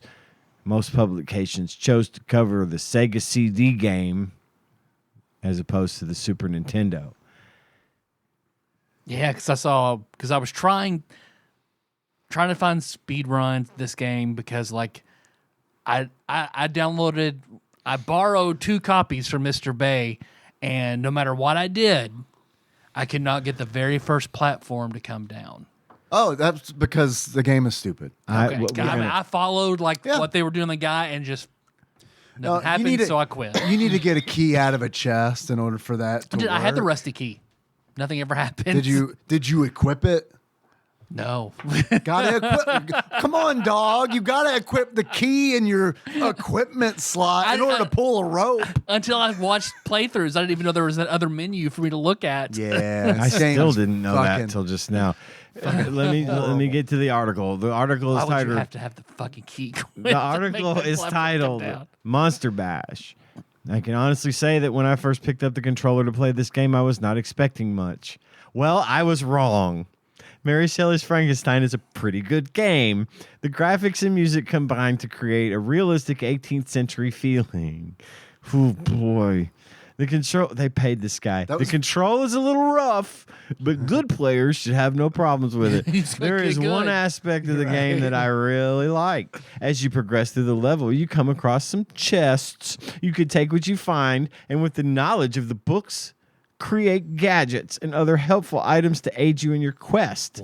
The game is filled with little puzzles you need to figure out before continuing. I like this puzzle solving aspect a lot.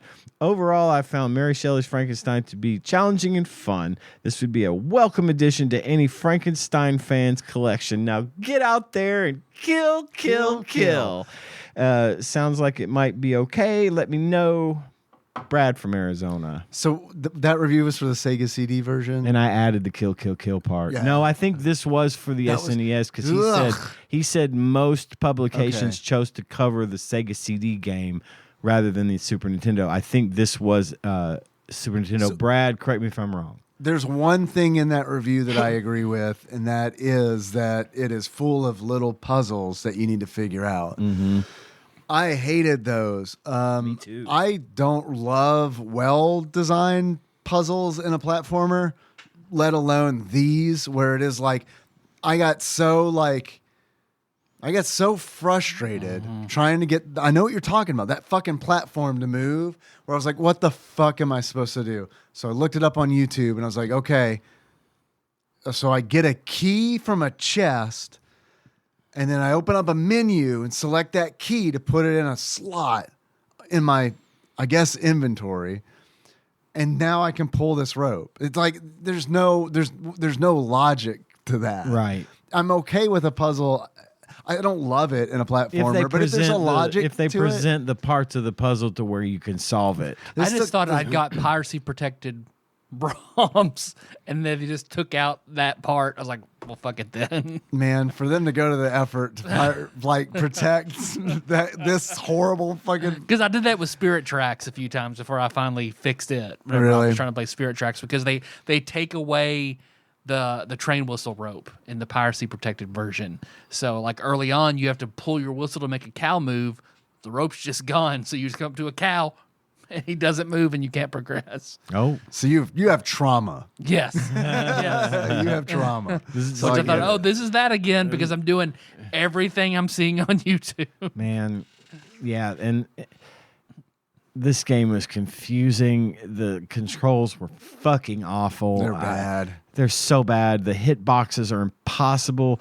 Dude. You can't hit anything unless you're practically right up And the next fucking to it. villagers are faster than you and have longer reach. And Yep. there is a projectile, like magical fucking fireball, like magic Electric missile orb. thing that you can shoot at someone, but it takes away your health. And if you're at A a lot certain of it. point, a lot of it, and if you're at a certain point in your health bar, it just won't let you shoot it at all.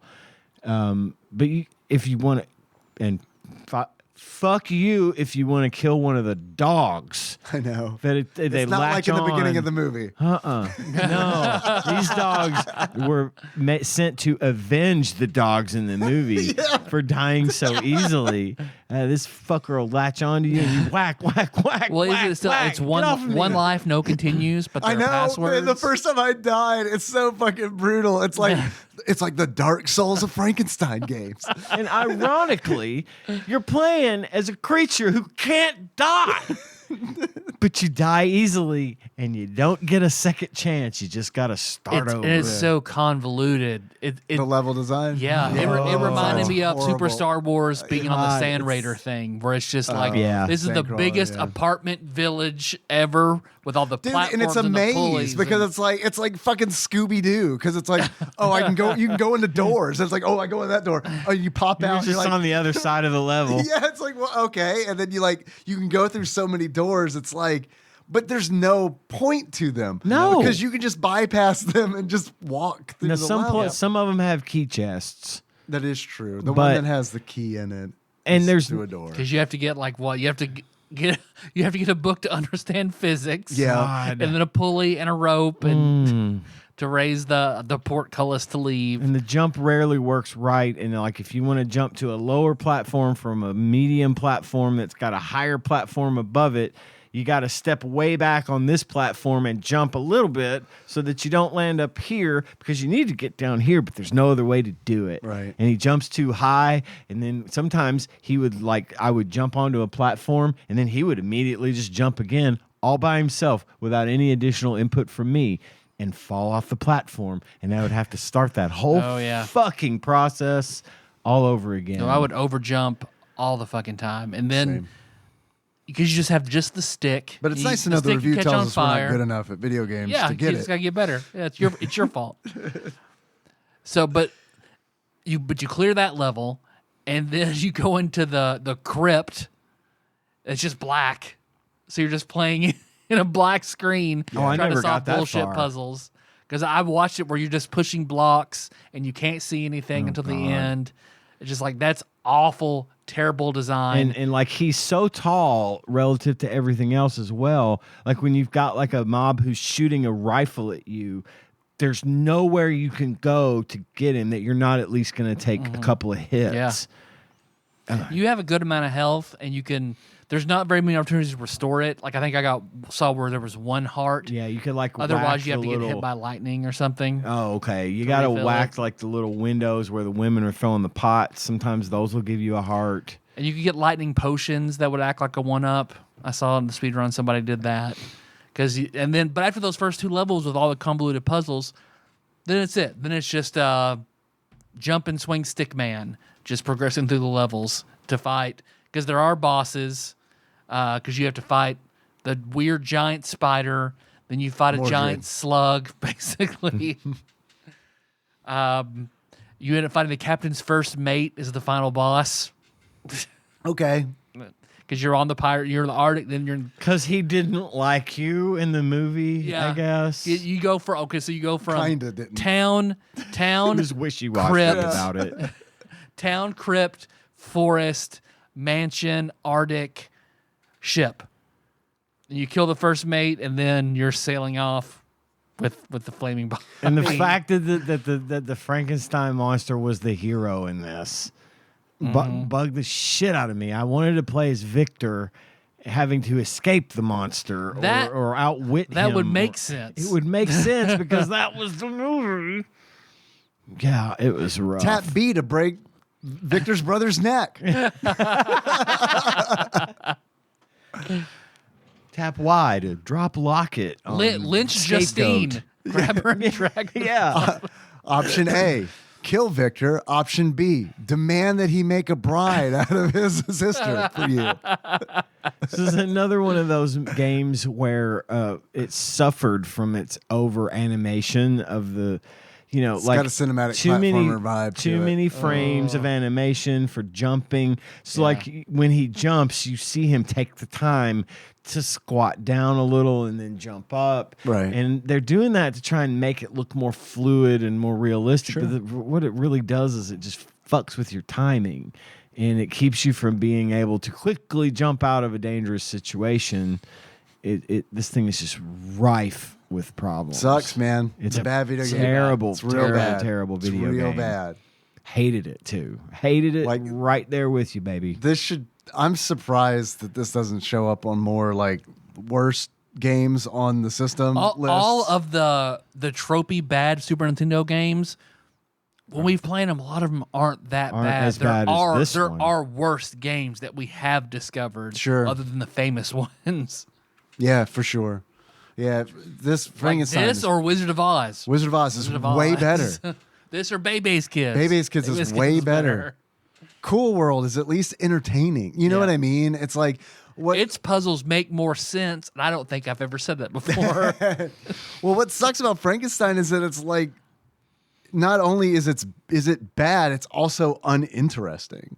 Like Bebe's Kids is bad, but it's interesting. Like it's like there are interesting The game qualities. has character. Yeah, it has character, exactly. This Frankenstein, this game has no charm. Just because you are a character doesn't mean you have character. The words of the wolf. You Would guys have got been a any- better Frankenstein's monster than Robert De Niro. I could see Harvey Keitel doing that. That would have been That funny. would have been fucking great. You guys got any achievements? I got a couple. I kind of phoned it in on the Daniel achievements. Day-Lewis, he could be Ooh, he'd have been good. creature. He'd have been good. Method act that. Method acting. He would have cut up his bitch. face and had it re-stitched together. This is Heath Ledger. He'd have got a concussion and forgot how to Jared read and Leto. learn how. Jared Leto. I'd watch that. Yeah. After watching Morbius, I fucking definitely watch that. I watched a movie called Urban Legend the other day, and Jared Leto was in it. I've heard of that one. It sucks. It looks bad. It was banking on that whole I know what you did last summer, Right. which is like don't follow that. Right. Don't follow that. Don't follow Final Destination with this. Destination, Don't do yeah. that. Don't do that. Final Destination did is it. a movie that I didn't really like. It wasn't my kind of horror movie, but I can never drive behind a fucking log truck Yeah. ever. So we watch all those. We love the Final Destination movies just because of how fucking silly they are. Rube Goldberg And it horror movie. is. Yeah. And at some point, they start making fun of themselves, which makes really? it even fucking better. They know how ridiculous they are because one of the like scenes over the credits in one of the later movies is just a montage of all of the insanely stupid deaths that have happened over the course of these movies. It's good shit. Anyway. Achievements. Are you talking to me? Are you talking to me? Neil, just out of range for your staff weapon to do any damage to an enemy. I don't know. I'm kind of phoning it in because I just wanted to use that. Now hear me out. Yeah. So one of my favorite movies that I like to rewatched recently. I can't believe I didn't bring it up in my intros. My Cousin Vinny. Yes. Joe Pesci as the creature. Ooh. I mean, yeah. You think I'm some sort of monster sewn together with various body parts? My next achievement is Lynch Mob. Wander around in the first level trying to find the right rope to pull for the platform Oh yeah. that gets you to the next part of the first level and have your health whittled down by the respawning mobs that just never stop coming back to kill you. Also, the women throwing pots at you, you like go to kill them and they like cower in the corner and you can't hurt They're them. invincible. But they don't keep throwing pots at you, and it's like, kill her. She's attacking you. with a- That would be, you can't show a woman getting killed in a Frankenstein video game. movie. We got you covered. Men and soldiers, But it's not in the fine. game. Rip her heart out. This is a move. That was probably a move that I just couldn't figure out. It's like, oh, if it's a woman mob, you have to just rip her fucking heart out and it'll kill her. Now, if you got a whole block. You got a whole block. Otherwise, it doesn't work. My last achievement is good doggy. Make it to the second part of the first level. Finally, on my last achievement, the ropes that you got to pull to make the platforms work. One of them is hidden behind the shutters. Window, and it just looks like trash. It looks in a like some window. garbage. I know. And the only reason I ever got that to happen, Did you accidentally hit it? I hit it and I heard the little noise. I'm like, where the fuck God, did these that sound come effects, from? man, and the sound effects are bad. The music, I wish I could have turned off. Yes. It's super It was tinny, awful. and it's like not very long before it repeats.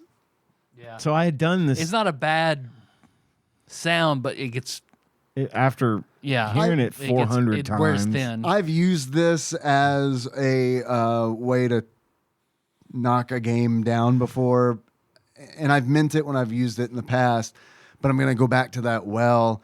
This Super Nintendo game felt like a Game Gear game to me. Yeah. Like not in graphics necessarily, but in yeah. like how it played and sounded. It plays like X-Men on the Game Gear. Yes. It feels like that sort of platforming. Yeah. Yeah, man, that's a really it feels like you're Wolverine platforming in Genosha on an X-Men on the Game Gear. Yeah. We've got Yeah. So you finally figure out how to pull this thing, and the platform comes along. By this time, I'm down to like micro health, and I get across the platform, and then the next achievement, good doggy, make it to the second part of the first level with the bare minimum of health, but die immediately because of a fucking dog. Game over. Good on you. Game over. There's the Vitruvian Man. Yes. The classic Vitruvian The Man classic game over scene. Game over Vitruvian Man scene. You have It- died. Fucking hated this game. Yeah, it sucked. I did not make my 1 hour goal. My goal is to play these games for. This was 20 minutes. I mean, it was. It did just not like- take long to When a realize game how tells bad you it is. what it's about, listen to it. Yeah, no, it was straight up like 20 minutes in. It was like, man, no, fuck this. It's. This is one where if I had rented, even as like a child, I think I would have been upset. There's a lot that I could tolerate. I had a lot of tolerance for games as a kid, more so than now. And this would have been a very disappointing Friday night. This would have been one of those where it's like, we'll go put this back in the clear plastic clamshell and put it right next to the door so mom could take it back to Blockbuster. And I don't have a game to play. Yeah. Guess I'm going to play Donkey Kong Country 2, Diddy's Conquest again. Yeah. To wait till next weekend and hope for the best. Diddy Kong's Quest. Apologies. Diddy's Conquest. Achievements. I have a couple. Do tell us these achievements. First achievement. Roll into hay.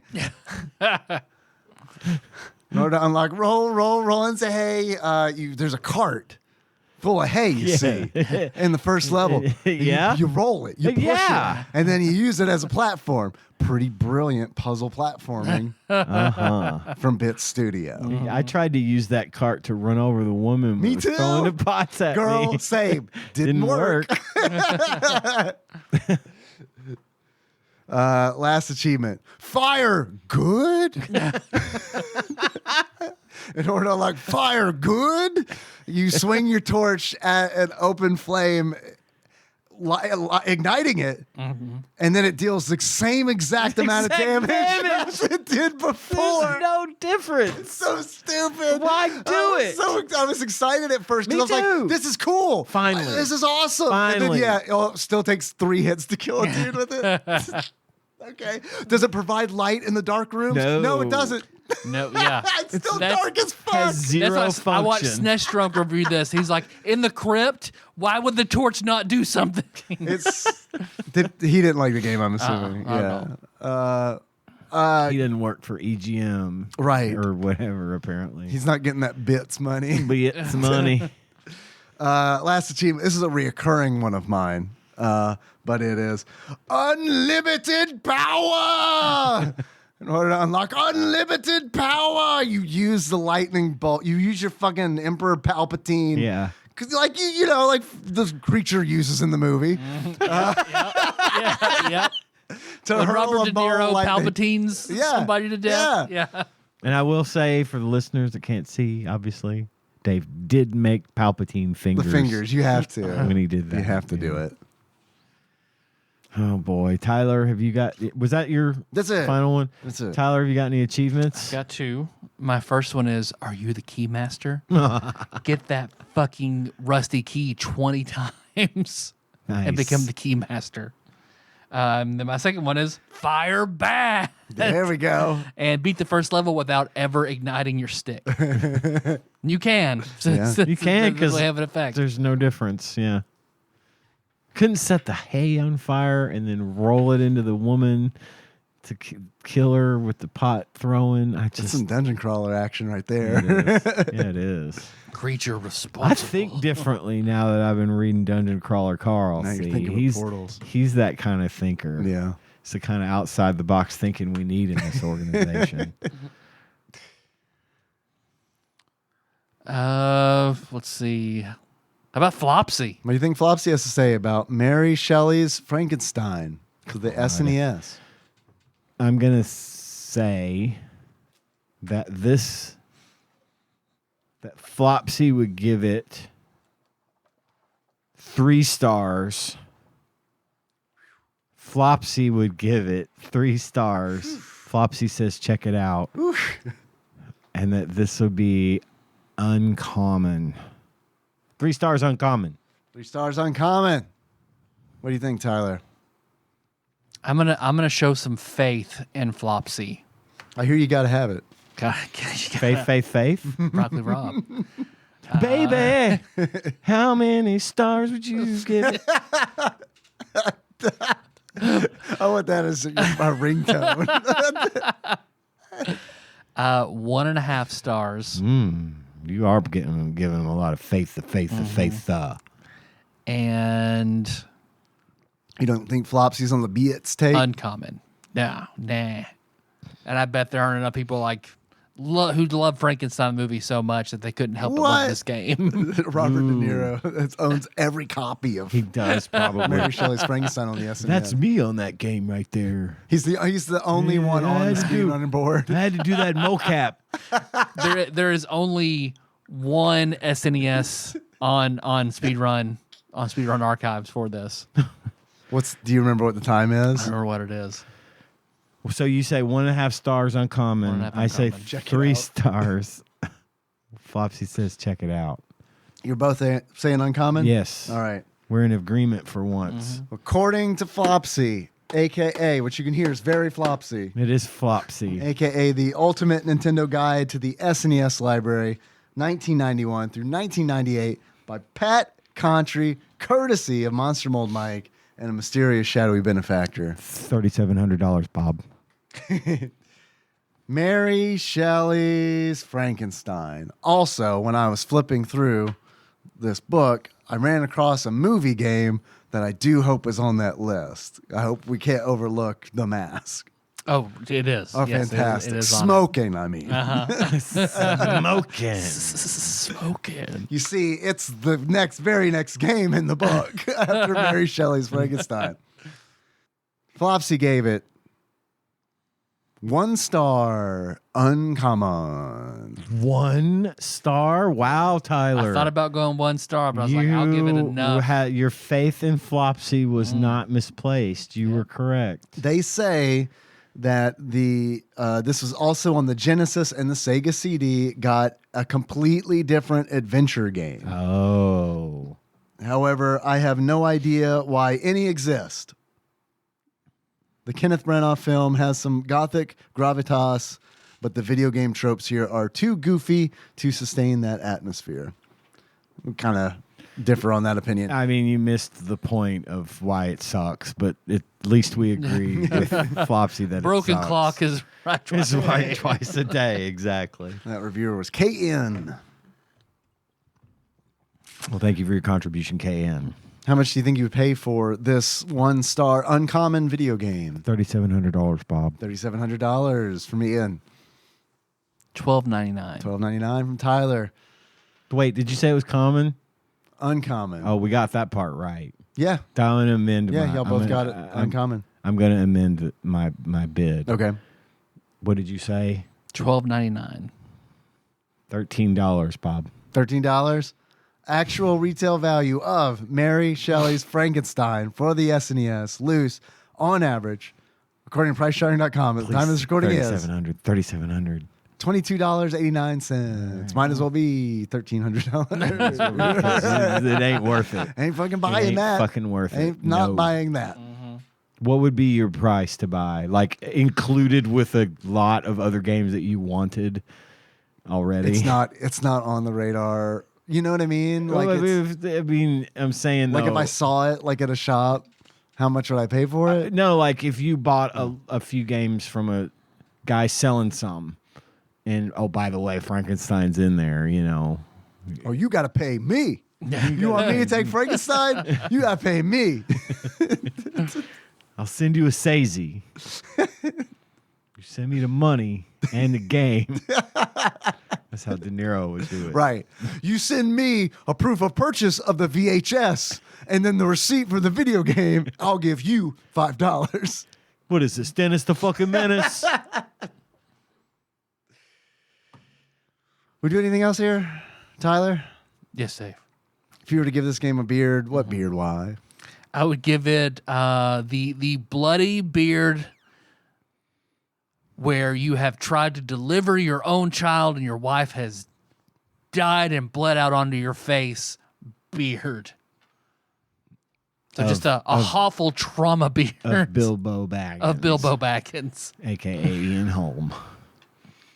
To dollar store Andy McDowell that looked like she was the Peru played the mother. Yeah. Andy McDowell from Temu. Tyler. Yes, Dave. I'm surprised it wasn't like a bloody. When you were bloody, I was like, oh, he's going to go with dog pelts. I thought dog at first, but like they're. If you were to give this game a pair of glasses, that sums up how you feel about it. What kind of glasses? Opening your eyes in a pool of amniotic fluid glasses. Now, we all used to do that. We all used to do it. We've all done it several times in our As an lives. adult. As a birthed adult. No, that's what I looking mean. through- We all go home and get in our womb recreations, right? And open our eyes real wide. That's the whole point. You go in there to open your eyes real wide, right? Our KFC amniotic Where do fluid you pressure guys cooker. get your amniotic fluid? Mine's organically sourced. From real amniots. I love it when the X-Men fought them.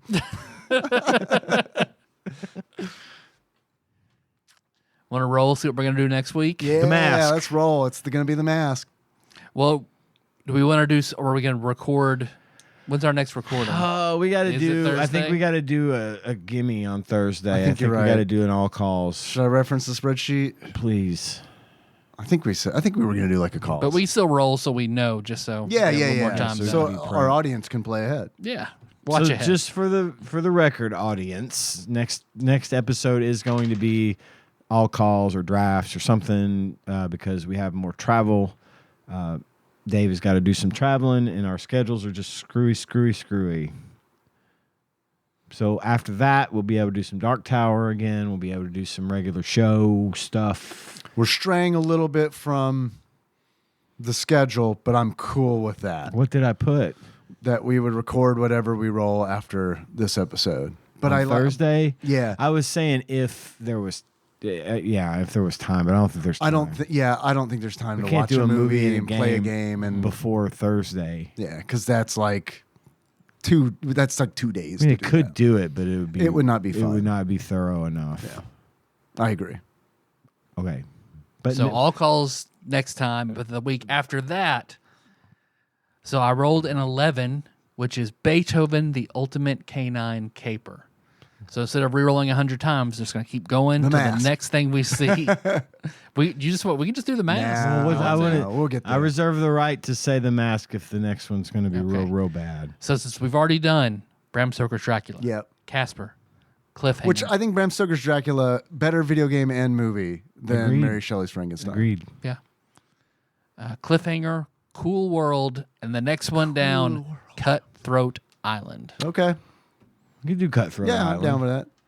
I like a little Matthew Modine, Gina Davis action, Yeah. I Is guess. there amniotic fluid in that movie? If someone's pregnant, there would be amniotic fluid in there. Give me Gina Davis amniotic fluid. Bing! Number one answer. All right. So no one did the Steve Harvey shocked going to faint that it was on there. Exasperated Steve Harvey. But speaking of game shows, Pat Sajak's last Wheel of Fortune happened last week. Really? He's off. He retired. Good for him. He's had a 41 years he was on that show. Wild. Which It's is 1 year younger than me. It's 9 years younger than me. And I've been watching Wheel of Fortune our whole lives. Tony, I love the show. And I want to say the guy that used to host American Idol. Ryan Seacrest is taking his place, is my understanding. But I believe Vanna is staying on to keep doing her thing. So Cool. Pat gave Vanna didn't take the Death Becomes Her potion just to retire. So right, exactly. That's a good point. But Pat gave a nice little speech, a little goodbye, and it was neat because he said, well, to get through this, to say what I want to say, it means we're going to have to be short one puzzle. So he gave all the contestants an additional $1,000, or he spun the wheel and he gave them that much money. He's like, nah, fuck it, $5,000. Each of you gets $5,000 extra dollars. I'm shocked he said fuck it. He did. That's awesome. He did. He's like, why the That's fuck my last not? show. He had his fucking margarita with him. He turns to on Andrew the- Dice Clay. Hey! Little Miss Muffin. Anyway, I just Naughty nursery rhymes on the board. Clue. You mentioned Steve Harvey. It reminded me. I meant to mention that. So Yeah, I didn't realize that. end of an era. Yeah. Pat Sajak was he's not dead. He's just not hosting the show anymore. The man. I always like Pat. Anyway, Yeah. continue. I think that's it. So thanks for listening, everybody. Find the show on iTunes, not Stitcher, not SoundCloud, but Spotify, YouTube, all of the goddamn place. All sorts of shit going on, but most importantly, it's Patreon. Yes, we do have a Cuban B. Cuban B. We do have a Patreon, and I'm going to read a list of people that are our executive producers. If you would like to donate to the show, it would be patreon.com/TADPOG. You can donate as little as $1 a month, and that gets you access to our bonus content. So there's lots of it out there, lots of fun stuff, a lot of tabletops, Tyler's specialty, our tabletop episodes. We've got some fun episodes. There's one where I talk about sex stuff for money, and there's we're coming up soon is our book club covering this Dark Tower series, which we were all so thrilled about doing. We haven't had the progress that we'd like on that one, but we're getting it there. We think we're 3 down. We're 3 down. Yep. 4 to go. And we've got that on the schedule. Once we get a couple more in the can, we're going to start releasing those as well. And again, for $1 a month, you can have that. But if you want to be super generous and donate more, we would absolutely take it. And if you are as generous as these people I'm about to read, that would make you an executive producer. That means you've donated $20 or more per month to the show. And I'm going to read the list of our executive producers right now. Starting with Cubicle Monkey, Plinko Nick Price, Usurper Grimm, Gamebug Prime Nathan Eaton, Pinball Airplane Archmage Chris Edler, sorry you couldn't be on this episode, Derek Pope Sandwich, Enthusiast Jeff Miners, Drink Smith Joey Webster, Sandwich Pope Phil Hawkins, Louisville Correspondent Princess Consuela Banana Hammock, Flavor Trick, Taryn Dahl, congratulations on your marriage. You're about to lose that title, Taryn. It's to someone else. And then last but not least, Canadian Turbo Nerd Thomas.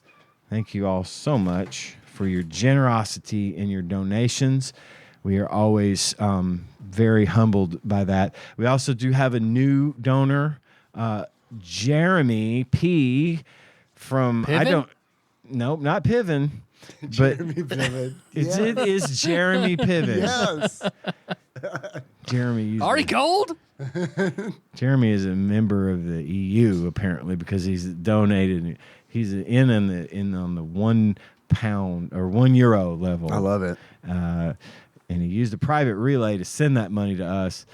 So I'm not going to say his last name, but I will at least tell you it's not Piven. So thank you, Jeremy, for being our newest donor. Yes, thank you. And to all of our donors, once again, thank you very much for your generosity. We love you all. We're glad that you like us well enough to give us money. And once again, thanks to Dane for putting the show on YouTube every week. And Brad for sending us mail into our overcrowded mailbox. Hell yeah. Hell yeah. Our theme song is Drive. Drive by Sycamore Moves. Sycamore Moves.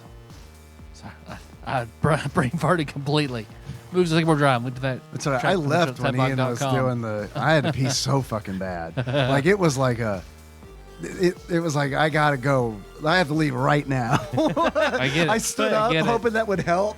It made it so It just much worse. rush to the bottom. You hung around long enough to make sure to say Cuban B. Cuban B. Come on. He's like, now I got a Cuban P. Get the fuck out of here. Oh man. So how you guys want to close it out? Like Dave having to go pee? Sure. I have intimate knowledge on how to do that. So until next time. Jump the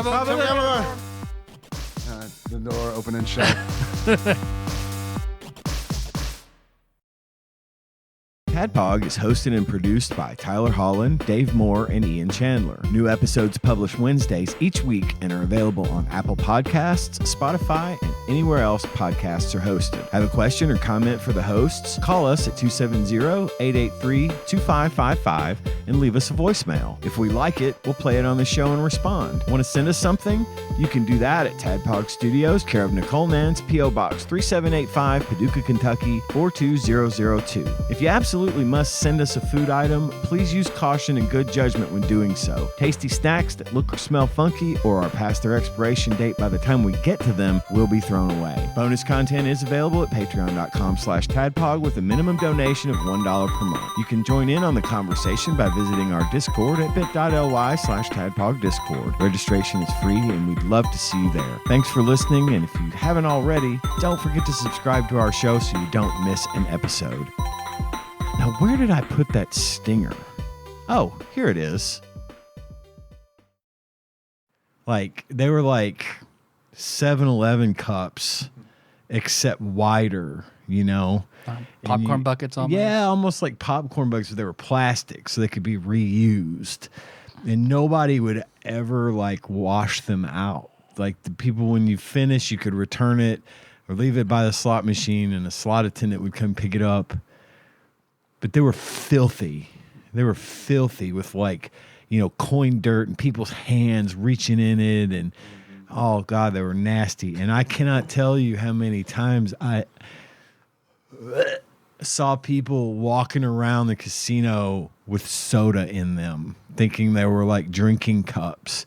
So they would take one of these and fill it with soda at the fountain. What the fuck? And drink out of it. Shit.